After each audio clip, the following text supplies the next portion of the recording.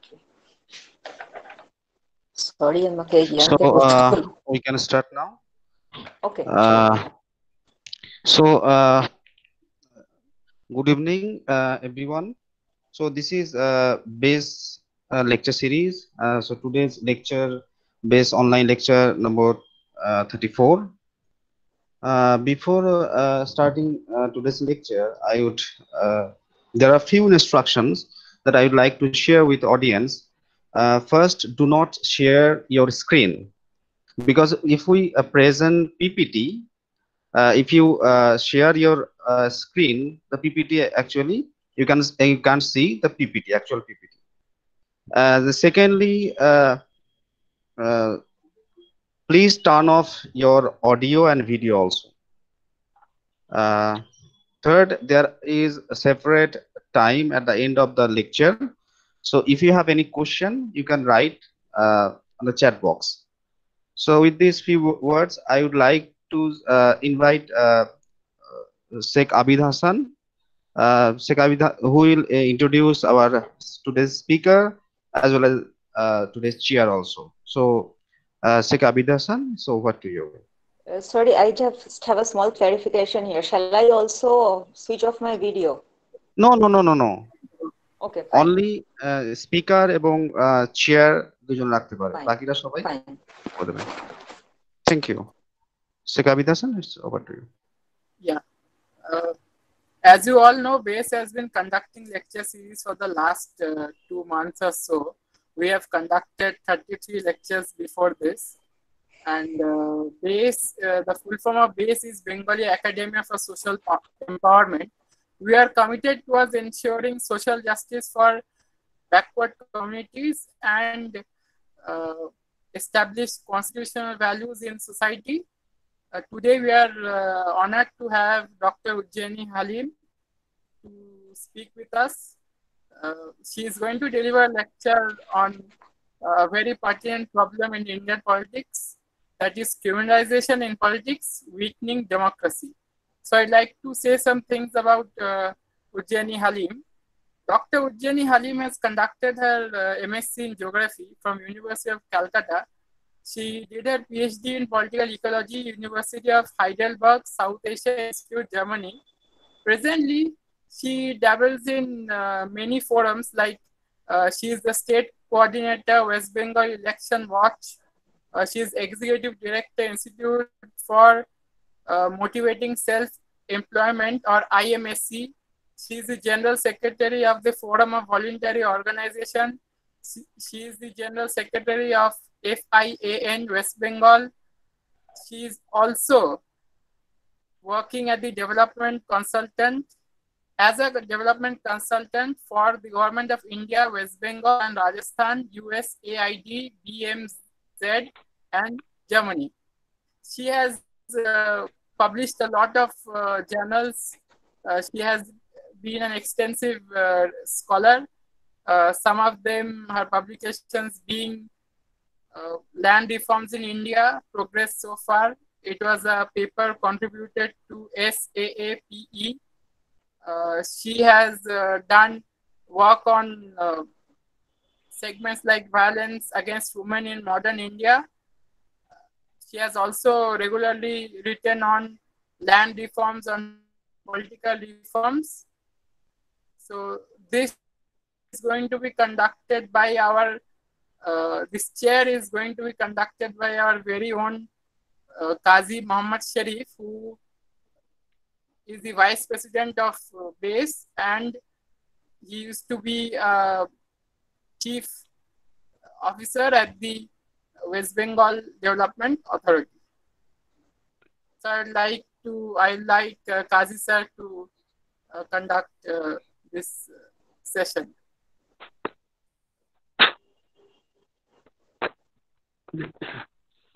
নমস্কার, সকলকে সুস্বাগত। আজকে বেসের 34তম লেকচার আমাদের শুরু হচ্ছে।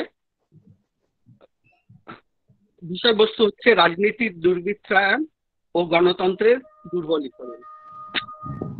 গণতন্ত্র বলতে গেলে আমরা সবাই খুব সাধারণভাবে একটা জিনিস বুঝি, সেটা হচ্ছে এটা জনগণের শাসন, যেখানে মানুষ তাদের নির্বাচিত প্রতিনিধির মাধ্যমে নিজ দেশ নিজেরাই শাসন করেন। আমরা যারা ভারত স্বাধীন হওয়ার পরে এবং আমাদের কনস্টিটিউশন তৈরি হওয়ার পরে জন্মেছি, গণতান্ত্রিক ব্যবস্থা না থাকলে কি হয় সেটা সম্পর্কে আমাদের সাক্ষাৎ অভিজ্ঞতা নেই। এই গণতান্ত্রিক পরিমণ্ডলে আমরা মানুষ হয়েছি বলেই গণতন্ত্রের প্রয়োজনীয়তাটা আমরা সবসময় সম্যকভাবে উপলব্ধি করতে পারি না। এই গণতান্ত্রিক ব্যবস্থার মূলে আছে কয়েকটা জিনিস। তার প্রথম হচ্ছে যে গরিষ্ঠ সংখ্যক মানুষের মতামতকে সম্মান জানিয়ে মানুষের মেনে নেওয়া। দ্বিতীয়, দেশ শাসনে সকলের সম অধিকার, এই ব্যাপারটা মেনে নেওয়া এবং আন্তরিকভাবে বিশ্বাস করা। আর তৃতীয়ত, মানুষকে নিজের মতামত গঠনের স্বাধীনতা দেওয়া। এই নিজের মতামত গঠনের স্বাধীনতা যদি না থাকে তাহলে গণতন্ত্র সেখানে খুব স্বাভাবিকভাবেই থাকবে না। আর এই নিজস্ব মতামত গঠনের স্বাধীনতার জন্য মানুষের দরকার যে তথ্যের, অর্থাৎ মানুষের ইনফর্মড ওপিনিয়নের দরকার। ওপিনিয়ন শুধু নয়, মানুষ সবকিছু বুঝে এসে তার নিজস্ব মতামত গঠন করবে, স্বাধীনভাবে মতামত দেবে। এই নিজস্ব মতামত গঠনের জন্য তার যেসব তথ্যের দরকার হয় তার মধ্যে একটা অংশ হচ্ছে, অর্থাৎ সেই মানুষটি যে নির্বাচিত হতে চাইছে তার সম্পর্কে, তার দলের সম্পর্কে ইত্যাদি তথ্য, সেগুলো আমাদের দেশে অ্যাসোসিয়েশন ফর ডেমোক্রেটিক রাইটস দীর্ঘদিন ধরে দিয়ে আসছেন এবং সবাই এই এডিআর এর দেওয়া তথ্যকে অত্যন্ত বিশ্বাসযোগ্য বলে এখন মনে করেন। দ্বিতীয় যে তথ্যের দরকার হয় সেটা হচ্ছে যে, অর্থাৎ যারা নির্বাচিত হতে চাইছেন তারা তারপরে কি করবেন, এই তথ্যের জন্য তারা কি করতে পারেন, তারা মানুষকে বুঝিয়ে তাদের বক্তব্য বলতে পারেন, বুঝিয়ে তারা মানুষের একটা মতামত গঠনে তাকে সাহায্য করতে পারেন।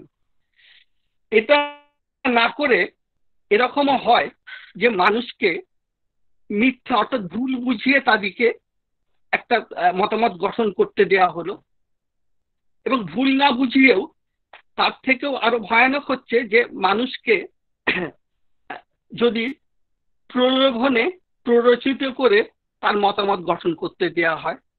আর তৃতীয়ত সব থেকে খারাপ অবস্থা হচ্ছে যখন মানুষকে জোর করে কোয়ারশনের মাধ্যমে একটা মতামতে তাকে পৌঁছতে দেয়া হয়। এই কোয়ারশন মানে হচ্ছে ক্রিমিনালাইজেশন। এই কোয়ারশন যদি হয় তাহলে কি অবস্থা হয়, কিভাবে হয়, গণতন্ত্র সেখানে কিভাবে বিপন্ন হয়ে পড়ে, সেই ব্যাপারেই আজকে আমরা সবাই আরো এই ব্যাপারটা আমরা শুনবো শ্রীমতী উজ্জয়িনী হালিমের কাছ থেকে। তার পরিচয় আগেই বন্ধু আবিদ হাসান দিয়েছেন আপনাদের সামনে। আমি সময় নষ্ট না করে আমি রিকোয়েস্ট করব শ্রীমতী উজ্জয়িনী হালিমকে তার আজকের এই ব্যাপারে টক্স আরম্ভ করার জন্য। ধন্যবাদ। উজ্জয়িনী হালিম, হ্যাঁ, আপনি কাইন্ডলি এবার আপনার শুরু করুন। মিউট করা দরকার। আমাকে শোনা যাচ্ছে? Am I audible? হ্যাঁ, Am I audible? শোনা যাচ্ছে। Okay. Can we go to the PowerPoint presentation?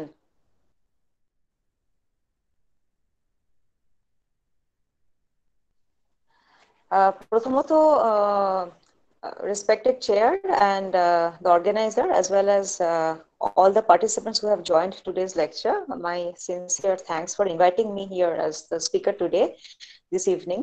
I was told that I could speak in Bengali, so I will stick to that. আমি বাংলায় বলবো।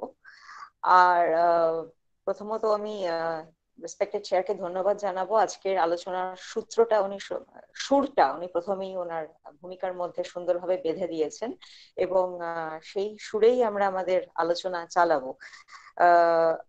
আমি যদিও একটা পাওয়ারপয়েন্ট প্রেজেন্টেশন আলোচনার সুবিধার্থে বানিয়েছি, কিন্তু এরকম নয় যে লাইন বাই লাইন সেটা পড়ে যাব। আমি অনেকগুলো হয়তো পাতা স্কিপ করব, মূল বিষয়টার মধ্যে থাকার চেষ্টা করব, আর 30 থেকে 35 মিনিট বলার চেষ্টা করব। কেউ ঘন্টা পর ঘন্টা, কারোর ভয়েসে কথা অনেক সময় শুনতে ভালো লাগে না। এরপরে যদি কিছু প্রশ্ন থাকে নিশ্চয়ই আমি সেখানে আবার ফিরে আসবো। তো আরেকবার আপনাদের সবাইকে আন্তরিক ধন্যবাদ, এবং আপনাদের যে উদ্যোগ এই সিরিজ অফ লেকচার্স যেটা আপনারা করছেন সেটার জন্য আপনাদের সাধুবাদ। কাইন্ডলি যদি পাওয়ার পয়েন্ট প্রেজেন্টেশনটা চালু করেন, আমি 1 মিনিট। হ্যাঁ, তো প্লিজ নেক্সট স্লাইড প্লিজ। হ্যাঁ, টাইটেল তো দেখেছেন। আমি একটা কোট এখানে দিয়ে যেটা যে কোটটা দিয়ে শুরু করেছি সেটা আজকের আলোচনার বোধহয় মূল কথা এবং সার কথা, এবং আলোচনার শেষে আমরা এই কথাতেই ফিরে আসবো যে in true democracy every man and woman is taught to think for himself or herself, অর্থাৎ নিজেদের সোজা এটা মহাত্মা গান্ধী বলেছেন। এবং আজকের পরিস্থিতিতে যদি আমরা আমাদের মতন করে ভাবি, আমরা একটা স্বাধীন দেশের নাগরিক, আজকে স্বাধীনতা আমরা পেয়েছি। ভারতবর্ষ একটা socialist secular federal Republic, Democratic country. সেইখানে যেটা আপনাদের আমরা সূচনাতেই শুনলাম চেয়ারের কাছ থেকে, রেসপেক্টেড চেয়ারের কাছ থেকে, মানুষ নিজের জনপ্রতিনিধিদের নির্বাচনের মাধ্যমে নিজেদের যে শাসন ব্যবস্থা সেটাকে পরিচালিত করবেন। এই মূল যে আইডিয়া বা প্রিন্সিপালস, সেখান থেকে আমাদের ডেমোক্রেসির ফাউন্ডেশন, কনস্টিটিউশনের ফাউন্ডেশন। সুতরাং সেইখানে সমস্ত জিনিসের মূলে আছেন মানুষ এবং মানুষের চিন্তার ক্ষমতা এবং চিন্তার শক্তি।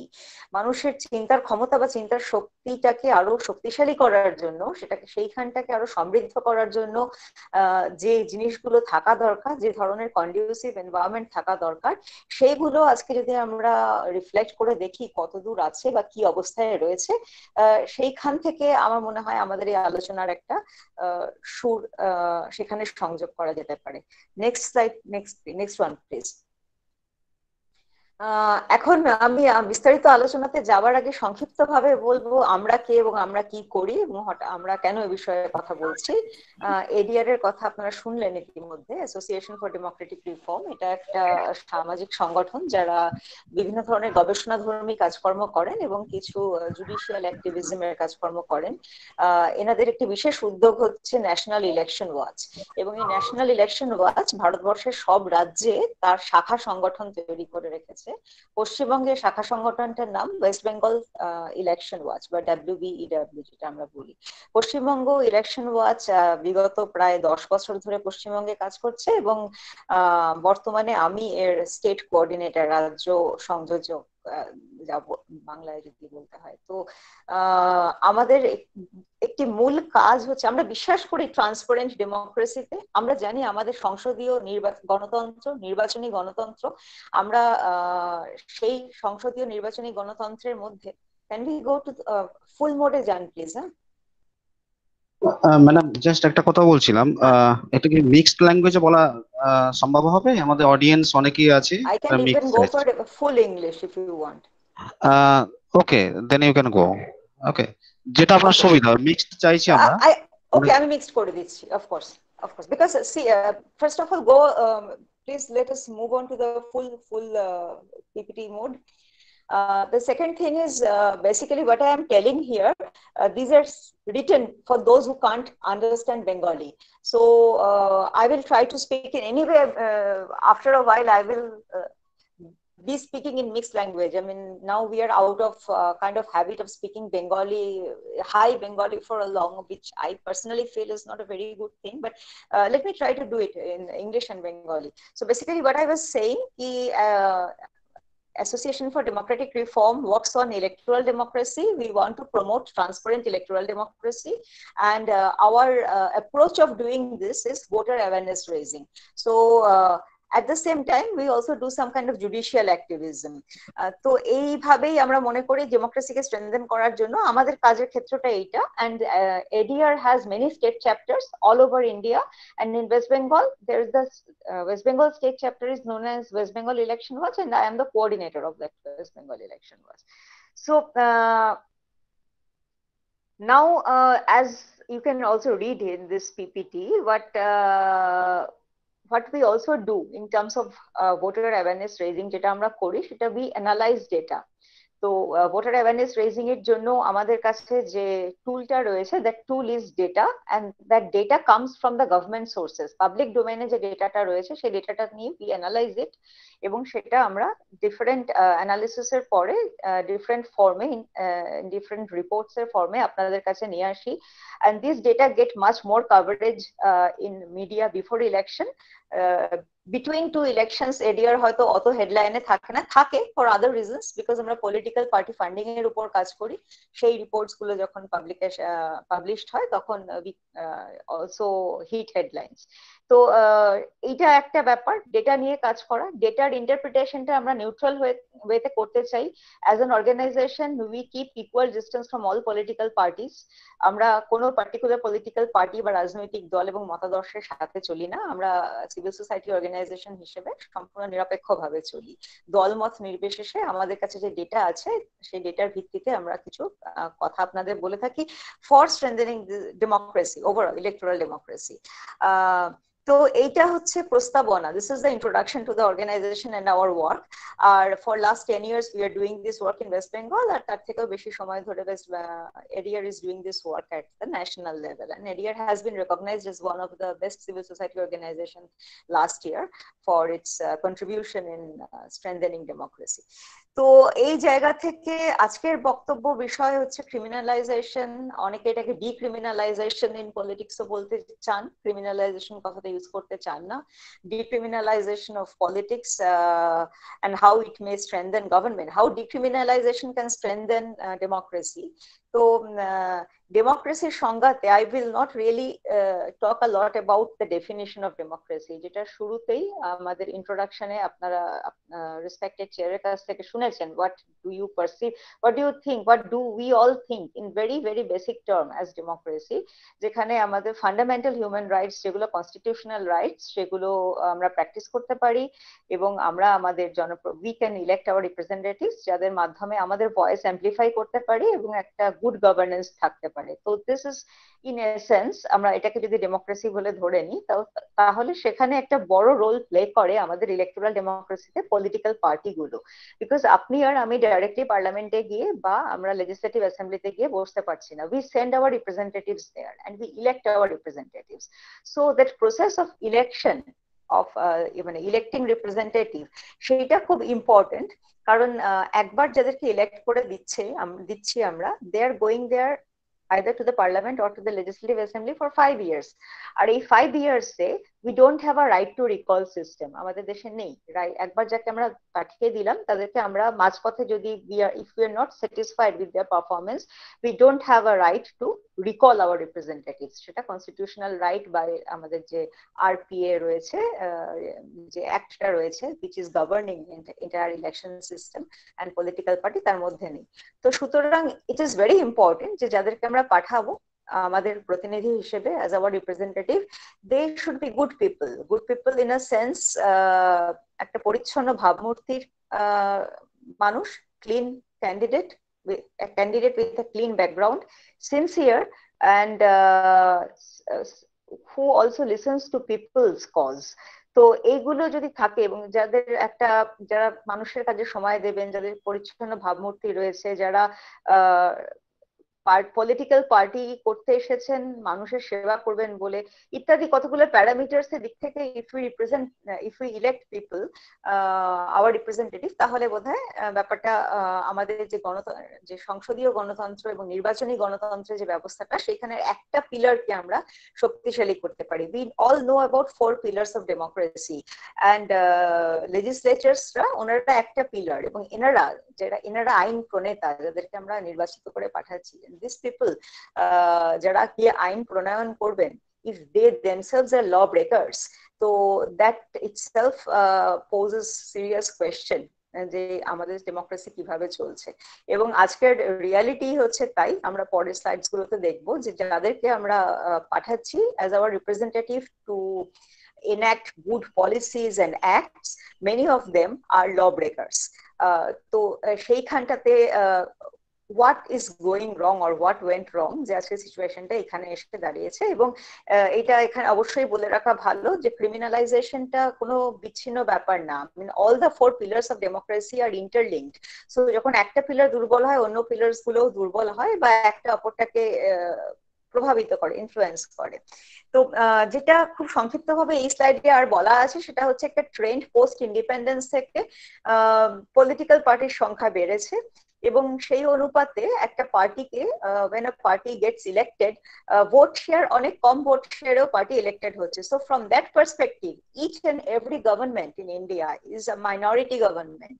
কোনো পার্টি কিন্তু আজকে যে দল কেন্দ্রীয় শাসন ক্ষমতাতে রয়েছে, the party which is at the centre, ruling in the centre, 40% vote পেয়ে অ্যাপ্রক্সিমেটলি 40% ভোট তারা পেয়েছে। এন্ড 40% ভোট পেয়েছে মানে তো ইটস মাইনরিটি ম্যান্ডেট। কিন্তু আজ পর্যন্ত সব গভর্নমেন্টই মাইনরিটি ম্যান্ডেট এই গভর্নমেন্ট ফর্ম করেছে, সেটা কি কেন্দ্রে কি রাজ্যে। তো এই সিস্টেমটার কারণ হচ্ছে আমাদের প্রপোর্শনাল রিপ্রেজেন্টেশন সিস্টেম না, আমাদের first past the post system, FPTP যেটাকে আমরা বলি। অর্থাৎ যদি 100 জন মানুষের একটা ইলেকশন হয় তাহলে যে 49টা ভোট পেলেন তিনি হেরে গেলেন, যিনি 51টা ভোট পেলেন তিনি জিতে গেলেন। অর্থাৎ 49টা মানুষের যে অ্যাসপিরেশনস বা তাদের যে ভয়েস সেটা আর রিপ্রেজেন্টেড হলো না, 51টা মানুষের ভয়েসটা রিপ্রেজেন্টেড হলো। তো এইগুলো খুব লং টার্ম পলিটিক্যাল রিফর্ম বা ইলেকটোরাল রিফর্মের প্রশ্ন। সমস্যাটা হচ্ছে যে আজকে পলিটিক্যাল সিচুয়েশন এমন দাঁড়িয়েছে যে সুস্থ ইলেকটোরাল রিফর্মের কথা আলোচনা করার ক্ষেত্রটাও নেই। This space, that space is not there where we can really talk about electoral reform, because we are into too many things, into too many, if I may say so, silly things, and we are distracted into so many other not so important issues যে আমরা fundamental রিফর্মের questions গুলোতে যেতেও পারছি না। আর finally the fact remains যে যত population বেড়েছে একজন এমপি বা এমএলএ এর উপরে তত পপুলেশন প্রেশারটাও বেড়েছে, তারা আরো বেশি লোককে রিপ্রেজেন্ট করছেন। and now the fundament and the basic question is how are they representing this increasing number of people? Are people happy with the representations? কতটা effectively তারা রিপ্রেজেন্ট করছেন? what system is in place যে আমি আমার একটা MP বা MLA এর পারফরম্যান্সকে performance appraisal করতে পারবো?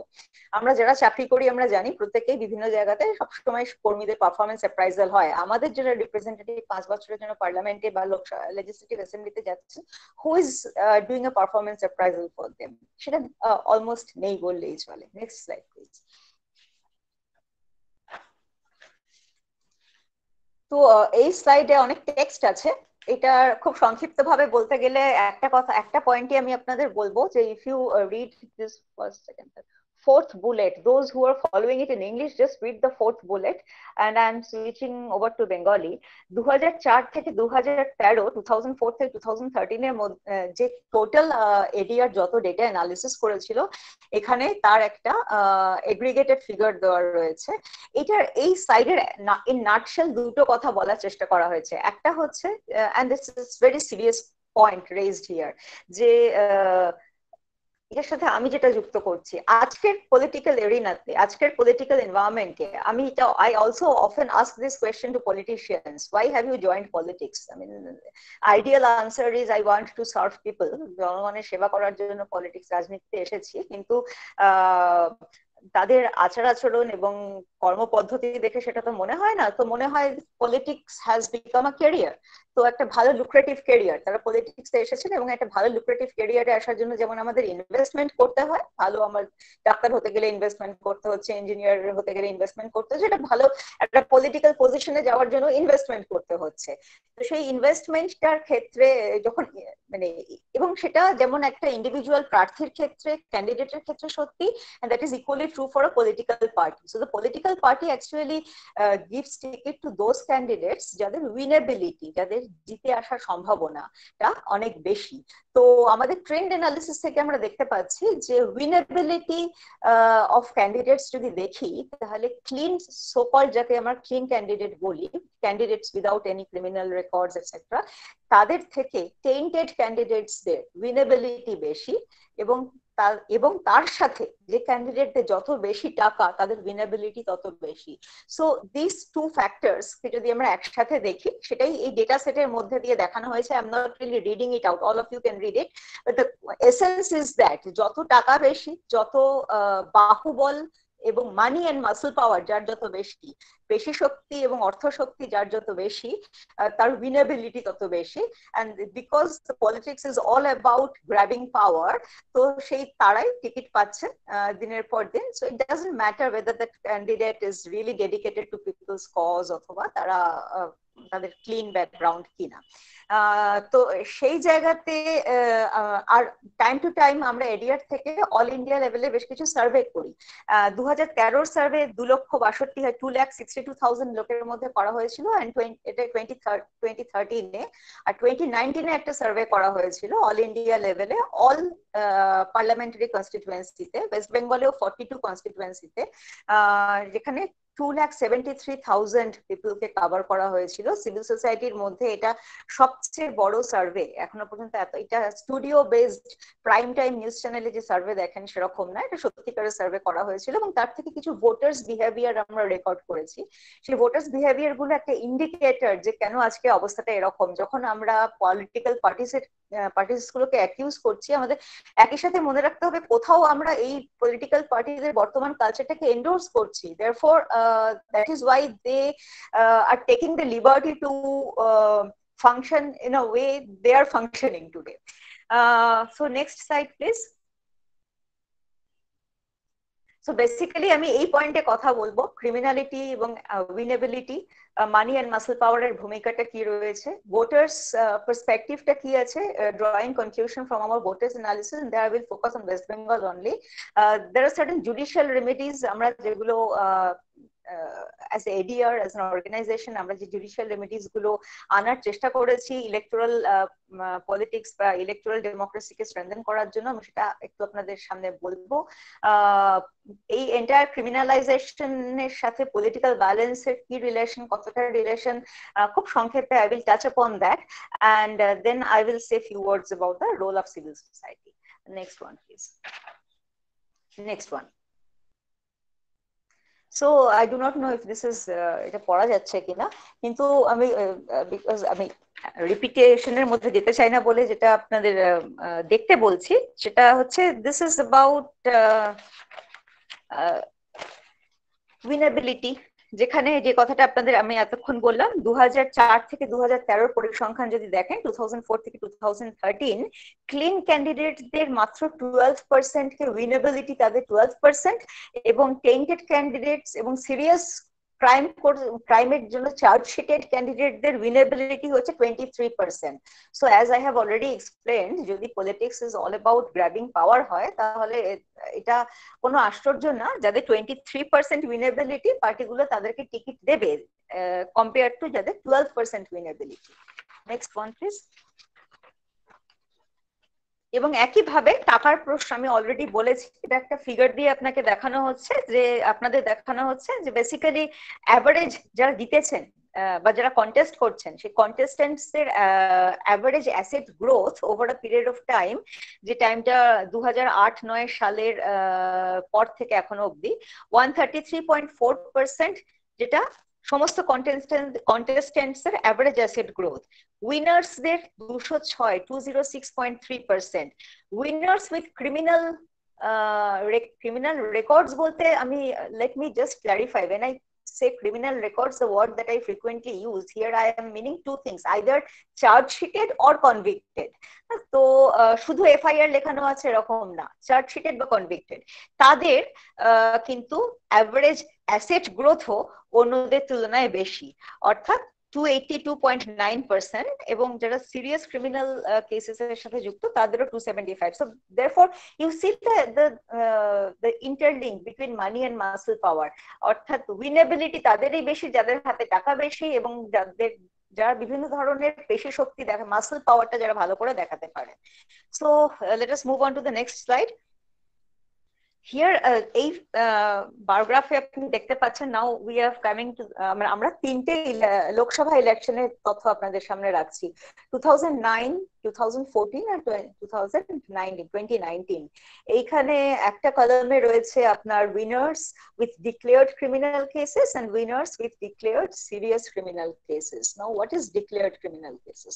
আপনারা সবাই জানেন আজকে ইলেকশনে দাঁড়াতে গেলে যে কোনো প্রার্থীকে কন্টেস্টেন্টদের একটা এফিডেভিট ফাইল করতে হয়, আর সেই এফিডেভিটে তাদের নিজেদের সম্পর্কে ডিটেইল ইনফরমেশন শেয়ার করতে হয়। এই যে স্টার্টিং ফ্রম তাদের ব্যাকগ্রাউন্ড, মানে মা বাবার নাম থেকে এডুকেশনাল কোয়ালিফিকেশন, তাদের কি অ্যাসেট আছে, তাদের 3টে আইটি রিটার্ন থেকে শুরু করে তাদের বিরুদ্ধে কোনো ক্রিমিনাল চার্জশিট আছে কিনা, কেসেস কি আছে সেইটা, এট দ্য সেম টাইম তাদের স্পাউসের সম্পর্কে জানাতে হয় এবং তাদের ডিপেন্ডেন্ট তাদের সাথে যারা রয়েছে তাদের সম্পর্কে জানাতে হয়। It's a very thick document. এই ডকুমেন্টটাকে সাবমিট করতে হয় যখন নমিনেশন ফাইল করা হয়। তারপরে ইউ মে আস্ক যে এই ডকুমেন্টটা কি হয়?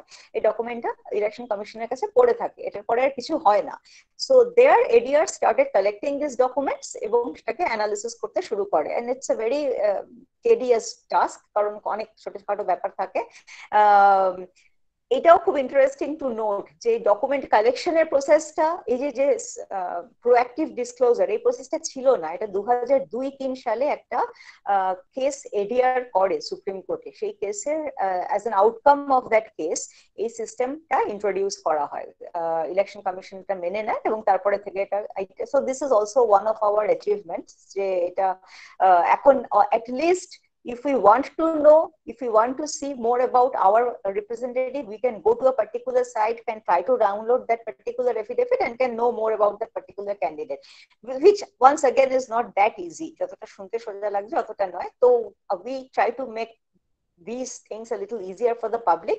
আমরা অ্যানালিসিস করে আপনাদের সামনে দিই এবং মিডিয়াকেও দিই, শুধু আপনাদের না, আদার মাল্টি স্টেক হোল্ডার্সদের দিই ফর লার্জার অ্যাওয়ারনেস রেজিং, যেটা আমরা ভোটার অ্যাওয়ারনেস রেজিং এর কথা বললাম সেই জায়গাতে।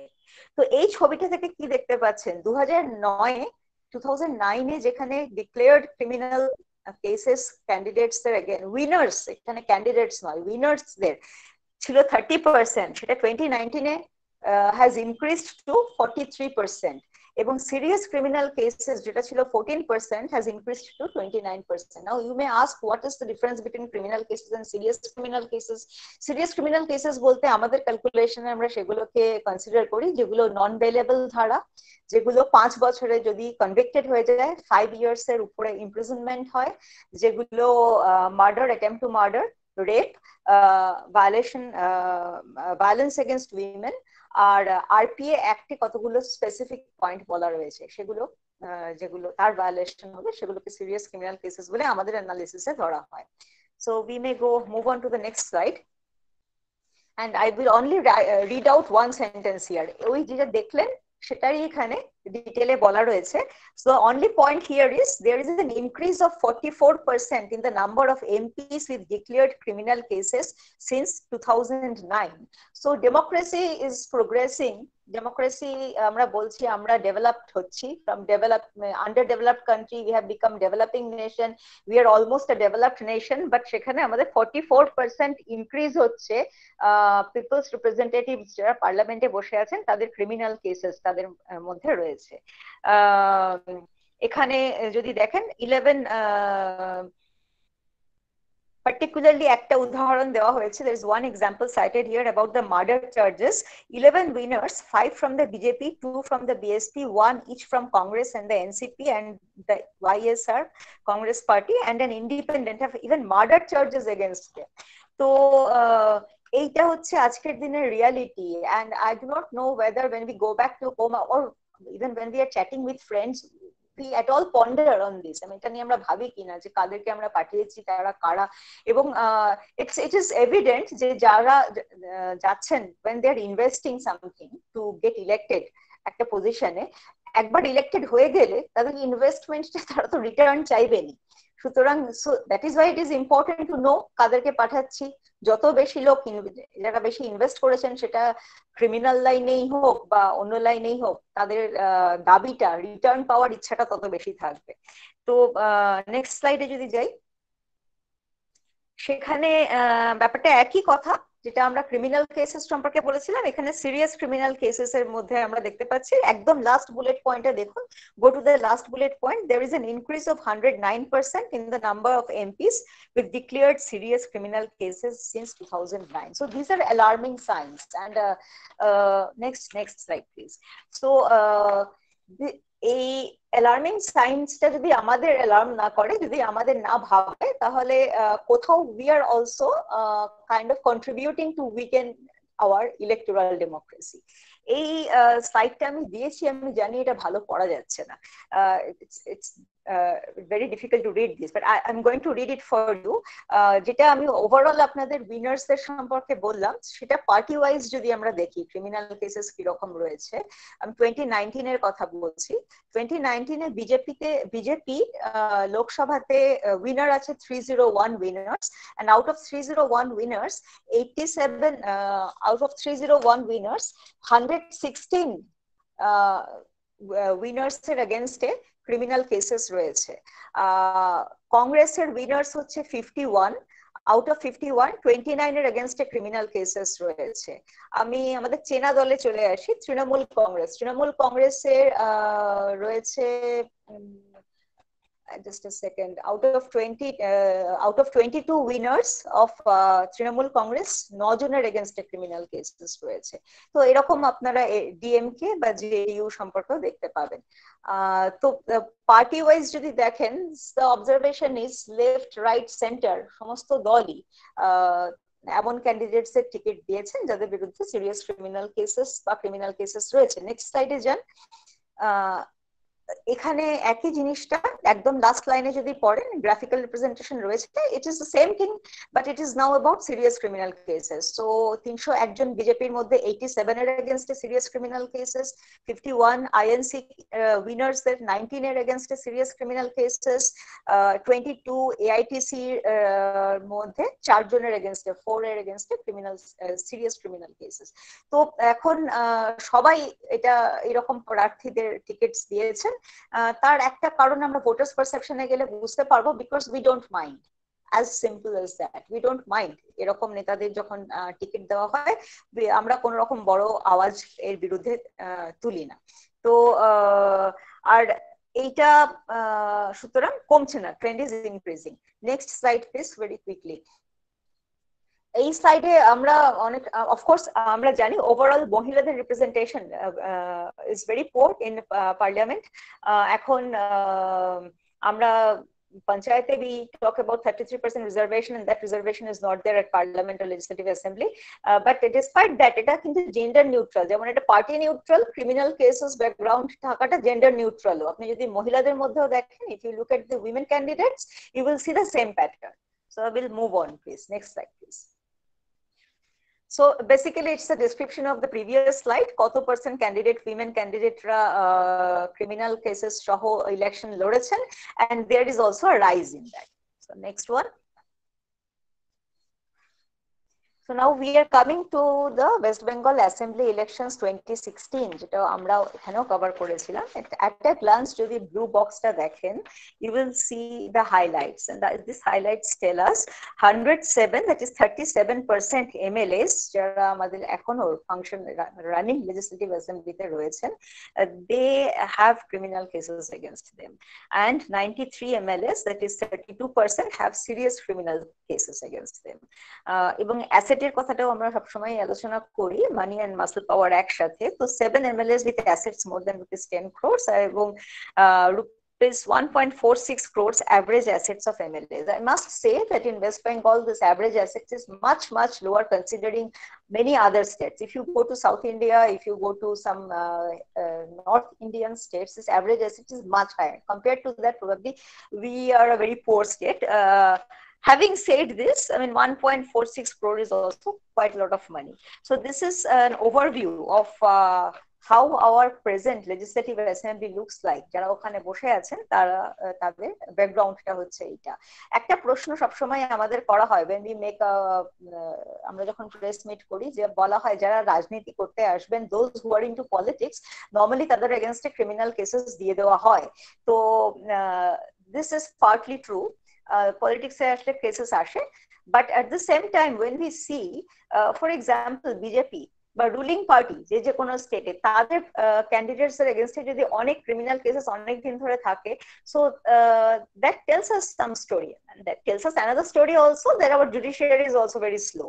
But apart from that, এটা একটা যুক্তিতে যে পলিটিক্সে জয়েন করলেই ক্রিমিনাল কেসেস দিয়ে দেওয়া হয় সেটা মেনে নেওয়া যায় না, particularly then we have to go into each and every criminal cases যেগুলো লঞ্চ করা হয়েছে, এবং সেই তার ডিটেলটাও অ্যাকচুয়ালি উই ডু কিপ, এবং তার থেকে একটা আন্দাজ করা যায় যে কোনটা পলিটিক্যালি ফেব্রিকেটেড আর কোনটা প্রবাবলি তার মধ্যে কিছু গ্রেনস অফ ট্রুথ রয়েছে। And as I have said, this are not only FIRs, এগুলো চার্জ শিটেড কেসেস, কোনো কোনো ক্ষেত্রে কনভিক্টেডও। তো নেক্সট স্লাইড প্লিজ। এইটা খুব, it's a very clear slide যেখানে আপনারা ক্যান্ডিডেটস দেখতে পাচ্ছেন লোকসভা ইলেকশনে ওয়েস্ট বেঙ্গলের 42টা সিটসে ক্যান্ডিডেটস কারা ছিলেন, পার্টি কোন কোন পার্টি ছিলেন, পার্টি মধ্যে candidates, for example, Trinamool Congress 22 candidates with 9 candidates with criminal cases and 4 with serious charges. BJP 13 with criminal cases and 11 with serious charges. Congress 2, যেটা এখানে লেফট কে দেখতে পাচ্ছেন না, প্রবাবলি লেফট এই ক্রিমিনাল আপনার ক্রিমিনাল চার্জেস এর মধ্যে আসেন সেই জন্য। তো এইটা এখানে একটা, দিস ইজ অলসো গিভ, আমি যে কথাটা বলে যাচ্ছি ইন সাপোর্ট, ওটা কি এই আমার স্ট্যাটিস্টিক্সটা সাপোর্ট করছে। পরেরটাতে, পরের স্লাইডে আরেকবার যদি আমরা দেখি যে এতক্ষণ আমরা বলছিলাম অ্যাবাউট লোকসভা ইলেকশন ইন্ডিয়ান লেভেলে বলে এসেছিলাম, আর ওয়েস্ট বেঙ্গল লেভেলেও আমরা বলেছিলাম ক্যান্ডিডেটস এর সম্পর্কে, যে 42টা সিটসে ক্যান্ডিডেটস এর মধ্যে কত পার্সেন্ট ক্রিমিনাল কেসেস সহ ছিল। আর এখানে দেখুন, this is telling you about the figures of the winners. 40 যখন ইলেকশনের রেজাল্ট বেরিয়ে গেল যে 42 উইনার্স পশ্চিমবঙ্গ থেকে পার্লামেন্টে গেলেন, তাদের মধ্যে 16 উইনার্স এর এগেনস্টে ক্রিমিনাল কেসেস রয়েছে। আর এটা 2014 ছিল অনেক কম, 5 জনের এগেনস্টে ছিল। So from 12% there is an increase, এটা বেড়ে 12% থেকে 38% হয়েছে। Next slide please. আমি এটা করব না, I will just give you a few seconds to actually to allow you to read. I mean, this may be shared with all of you later on, যে কোন পার্টির এটা। আমি আবার অ্যাসেম্বলিতে ফিরে এসেছি, ওয়েস্ট বেঙ্গল অ্যাসেম্বলিতে ইলেকশন 2016 এ যেটা হয়েছিল, যে সমস্ত কোন পার্টির কত সদস্য এবং কতগুলো এমএলএ এবং কত এমএলএ এর বিরুদ্ধে কতগুলো ক্রিমিনাল কেসেস আছে এবং তার পার্সেন্টেজটা কি রয়েছে। এবং আপনি ইউ মে সি যে কোনো পার্টি নেই এখানে, এখানে সিপিআইএম দেখতে পাচ্ছেন, এখানে অল ইন্ডিয়া ফরওয়ার্ড ব্লক দেখতে পাচ্ছেন, বিজেপি তো দেখতে পাচ্ছেনই 3 জন, এবং অল 3 সবার বিরুদ্ধেই ক্রিমিনাল কেসেস রয়েছে, ইন্ডিপেন্ডেন্টদের বিরুদ্ধেও রয়েছে। So it's a holistic, it's a kind of main stream practice. Next one please. ওটা ছিল criminal cases, it is serious criminal cases. Again, I'm not really reading out this. It's basically it's reiterating the same point. যারাই প্রার্থী করে পাঠাচ্ছেন তাদের একই চিত্র, আপনি রুলিং পার্টি বলুন আর অপোজিশনই বলুন, this picture is pretty same. Next one. So now I come to the voters behavior. আমি প্রথম থেকে যেটা বলছি, voters behaviorটা আমরা অল ইন্ডিয়া সার্ভে করেছিলাম 534টা Lok Sabha কনস্টিটুয়েন্সিতে। as I have once again I'm telling you, it's all written in English, so probably I will speak a little more in Bengali. So 2,73,487 voters এর মধ্যে আমরা কথা বলেছিলাম, এবং যে 3টে পয়েন্টস এখানে দেখতে পাচ্ছেন, এই 3টে পয়েন্টস ছিল আলোচনার main points of the survey or objectives of the survey. Voters priorities on specific government issues, governance issues, অর্থাৎ যে কাজের জন্য আমরা আমাদের রিপ্রেজেন্টেটিভদের পাঠাই, যে কোনো লোকসভাতেই হোক বা রাজ্যসভাতেই হোক, সেটা হচ্ছে আমাদের সুশাসনের জন্য, গুড গভর্নেন্সের জন্য। তো গভর্নেন্স ইস্যুগুলোতে অ্যাজ আ ভোটার আমার প্রায়োরিটি কি, আমি কোন ইস্যুটাকে দেখতে চাই অ্যাড্রেসড হতে, পলিটিক্যাল পার্টি আমাদের রিপ্রেজেন্টেটিভদের আমরা দেখতে চাই কোন ইস্যুটা নিয়ে কাজ করতে।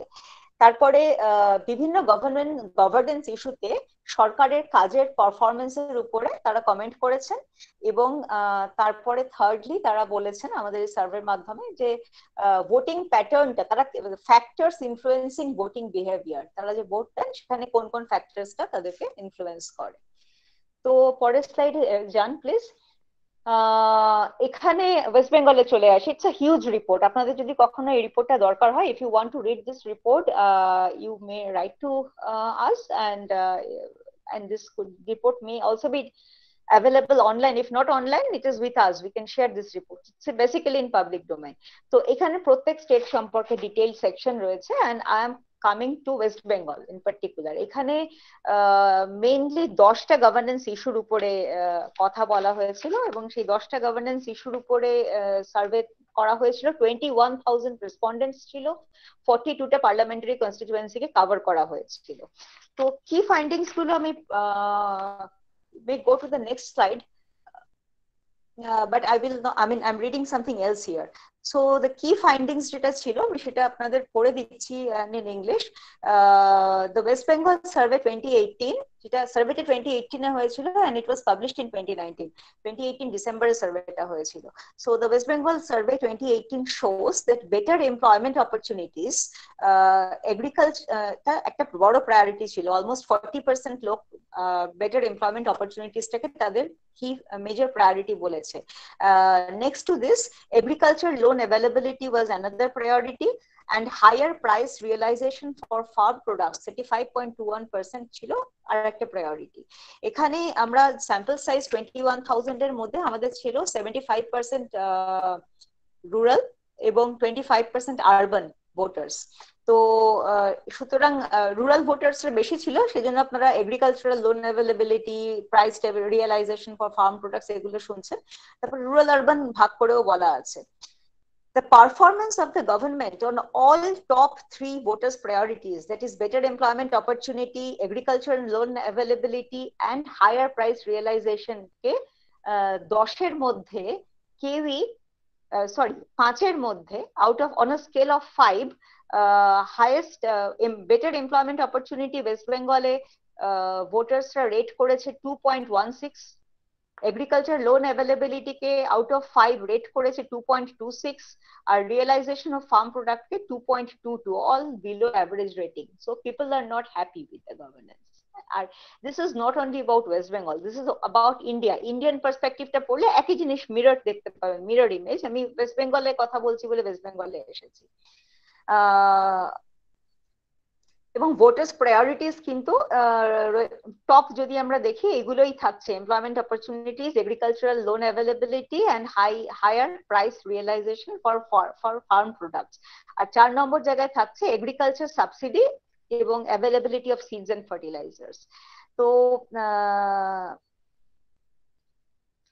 এই জায়গাগুলোতে আরবান ভোটাররা যেখানে নিজেদের, এটা বেসিক্যালি মিক্সড, কিন্তু যখন আমরা আরবান ভোটারদের আলাদা করে জিজ্ঞেস করেছি তাদের কাছে টপ প্রায়োরিটি ছিল বেটার এমপ্লয়মেন্ট অপরচুনিটিস 45% বলেছেন, ওয়াটার এন্ড এয়ার পলিউশনকে কন্ট্রোল করা 39% বলেছেন, এবং ট্রাফিক কনজেশনকে কন্ট্রোল করা 39% বলেছেন। এগুলো তাদের ভোটার্সদের top priorities in terms of governance. সুতরাং তারা যখন ভোট দেন ধরে নিতে হবে এগুলো মাথায় রেখে দেন। এবং এই 3টে প্যারামিটারসেও আরবান ভোটার্সরা যখন গভর্নমেন্টকে নাম্বার দিয়েছেন 5-এর মধ্যে কখনোই 2.9 এর বেশি দেননি, অর্থাৎ अगेन অ্যাভারেজ রেটিং দিয়েছেন। সো আর তারপরে আপনারা যে স্লাইডে দেখতে পাচ্ছেন সেকেন্ড বুলেট পয়েন্ট, যেখানে আমরা জিজ্ঞেস করেছিলাম যে মানে how far a person is influenced by others while casting vote. তো সেখানে বেশিরভাগ ক্ষেত্রে সবাই বলেছে যে কেউ ইনফ্লুয়েন্সড হয় না। So 84% people they are casting votes on their on.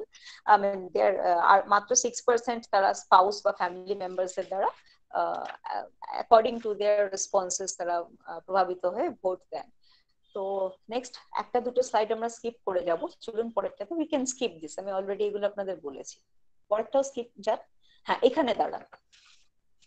Now this is about this slide is important because এই স্লাইডটাতে যেটা দেখা যাচ্ছে, এখানে আমরা জিজ্ঞেস করেছিলাম ভোটিং প্যাটার্ন কিভাবে শেপ হয়, এবং আমি আপনাদের শুধু ক্রিমিনালাইজেশনের দিক থেকেই ব্যাপারটা প্রেজেন্ট করছি।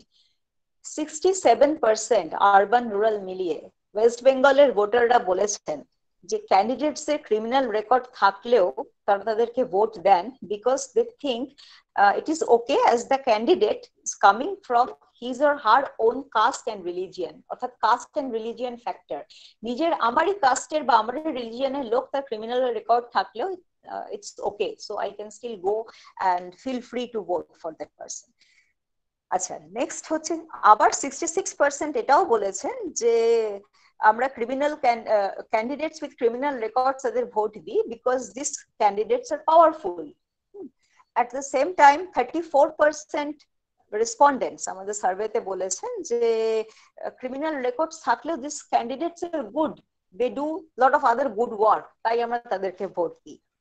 another 60 মানে we have asked different questions, another মানে সুতরাং তার উত্তরে এই পার্সেন্টেজ গুলো ক্যালকুলেশন হয়েছে। যখন জিজ্ঞেস করা হয়েছে যে আপনারা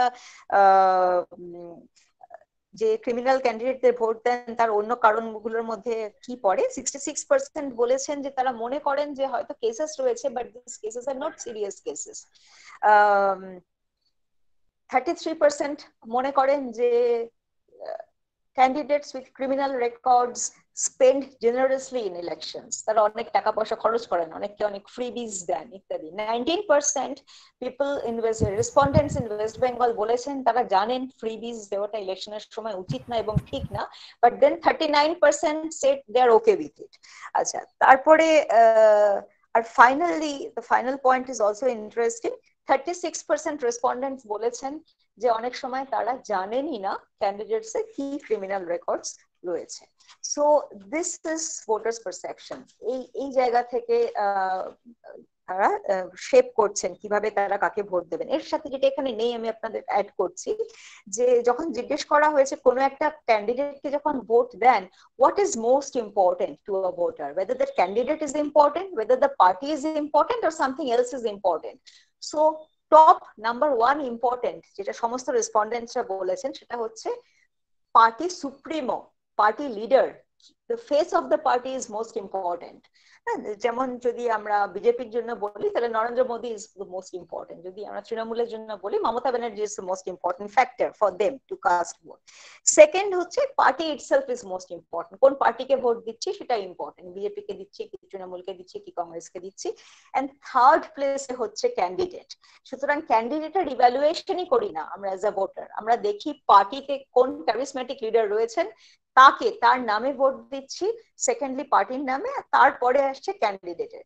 কিন্তু এটা একটা সেলফ গোল। আমাদের ইলেকটোরাল সিস্টেমটা এমন যে আমার কনস্টিটিউয়েন্সি থেকে যে দাঁড়ালেন আমাকে রিপ্রেজেন্ট করে, অ্যাকচুয়ালি তিনি তো নরেন্দ্র মোদী নন, তিনি মমতা ব্যানার্জিও নন, তিনি যিনি দাঁড়িয়েছেন, এবং he or she is responsible to amplify our voices and concerns in the respective platform। তো আমরা তার কথা ভাবছি না। সো আমরা যে ডেমোক্রেটিক প্রিন্সিপালস, ইলেকটোরাল ডেমোক্রেসির যে মূল প্রিন্সিপাল, এই জায়গাটাকে কোথাও আমরাই as a voter we are confused and we are not taking it seriously. আমরা charismatic leader, political party means I hope ideology, that though I also have doubt about it, কিন্তু এবং তারপরে ক্যান্ডিডেট। সুতরাং candidate নিয়ে যে আমরা এত কিছু বলছি, এত অ্যানালিসিস করছি, এত কিছু দিচ্ছি, people are not interested. People are interested about the face of the party and then the party, and that itself is basically wrong for the existing electoral democracy that we have in India। So we may go to the next slide। তো voters বিহেভিয়ারের পরে সামান্য কথাতে আপনাদের বলি যে আমাদের যেগুলো আমরা জুডিশিয়াল অ্যাক্টিভিজমের মাধ্যমে করতে পেরেছিলাম, আমি অলরেডি আপনাদের বলেছি যে সেলফ সোর্ন এফিডেভিট যেটা এডিআর এর কাজের ফলে হয়েছে। আপনারা জানেন আজকে সবাই there is none of the above button, NOTA, and NOTA has come into existence also for steady advocacy of ADR with the Election Commission of India and couple of interventions at the judicial level। তো যেটা আমি আগেই বললাম আপনাদের, আমাদের we don't have a right to recall system। একবার পাঠিয়ে দিলে people stay there for 5 years। এমনকি তারা যদি যে পার্টি থেকে ইলেক্টেড হয়ে গেছে, if they leave that party and join another party, even then they stay there। So until and unless যদি and even আজকের যে সিস্টেম, সেই সিস্টেমে তার মেইন পার্টি, যে পার্টি থেকে ইলেক্টেড হয়ে গেল, সেই পার্টি যদি তাকে বেরো করে দেয় তারপরেও সে থেকে যায়। তো so there are lot of need to reform. আমাদের যে আরটিএ রয়েছে সেই একটারও রিফর্ম দরকার। সেটা that's a different question altogether, সেটা কতটা কিভাবে হবে। এই এন্টায়ার ক্রিমিনালাইজেশন ইস্যু নিয়ে যখন অনেক রকম কথা হয়েছে, তখন দুখানা রুলিং এসেছে সুপ্রিম কোর্টের কাছ থেকে, সেটাও সম্ভবত আপনারা জানেন। একটা রুলিং লাস্ট 2019 ইলেকশনের আগে এসেছে, আর একটা রুলিং রিসেন্টলি এসেছে। প্রথম রুলিং এ বলা হয়েছিল যে যে সমস্ত পার্টিদের, যে সমস্ত ক্যান্ডিডেটদের they have some kind of criminal cases against them, they are supposed to give advertisements in local newspapers and state level newspapers, at least in vernacular dailies, দুটো ডিফারেন্ট ল্যাঙ্গুয়েজে রেগুলার ইন্টারভেলে তাদেরকে অ্যাডভার্টাইজমেন্ট দিয়ে নিজেদের বিরুদ্ধে কি কেস আছে, কোন ধারায় কি কেস আছে, সেগুলো তাদেরকে বলতে হবে। আর তার সাথে there is a detailed guideline from ECI কত ফন্ট ইউজ করে বলতে হবে, so that you are not really giving the advertisement in such a font which no one can read. তো সবকিছু এগুলো বলে দেওয়া রয়েছে কোথায় কি বলতে হবে ইত্যাদি।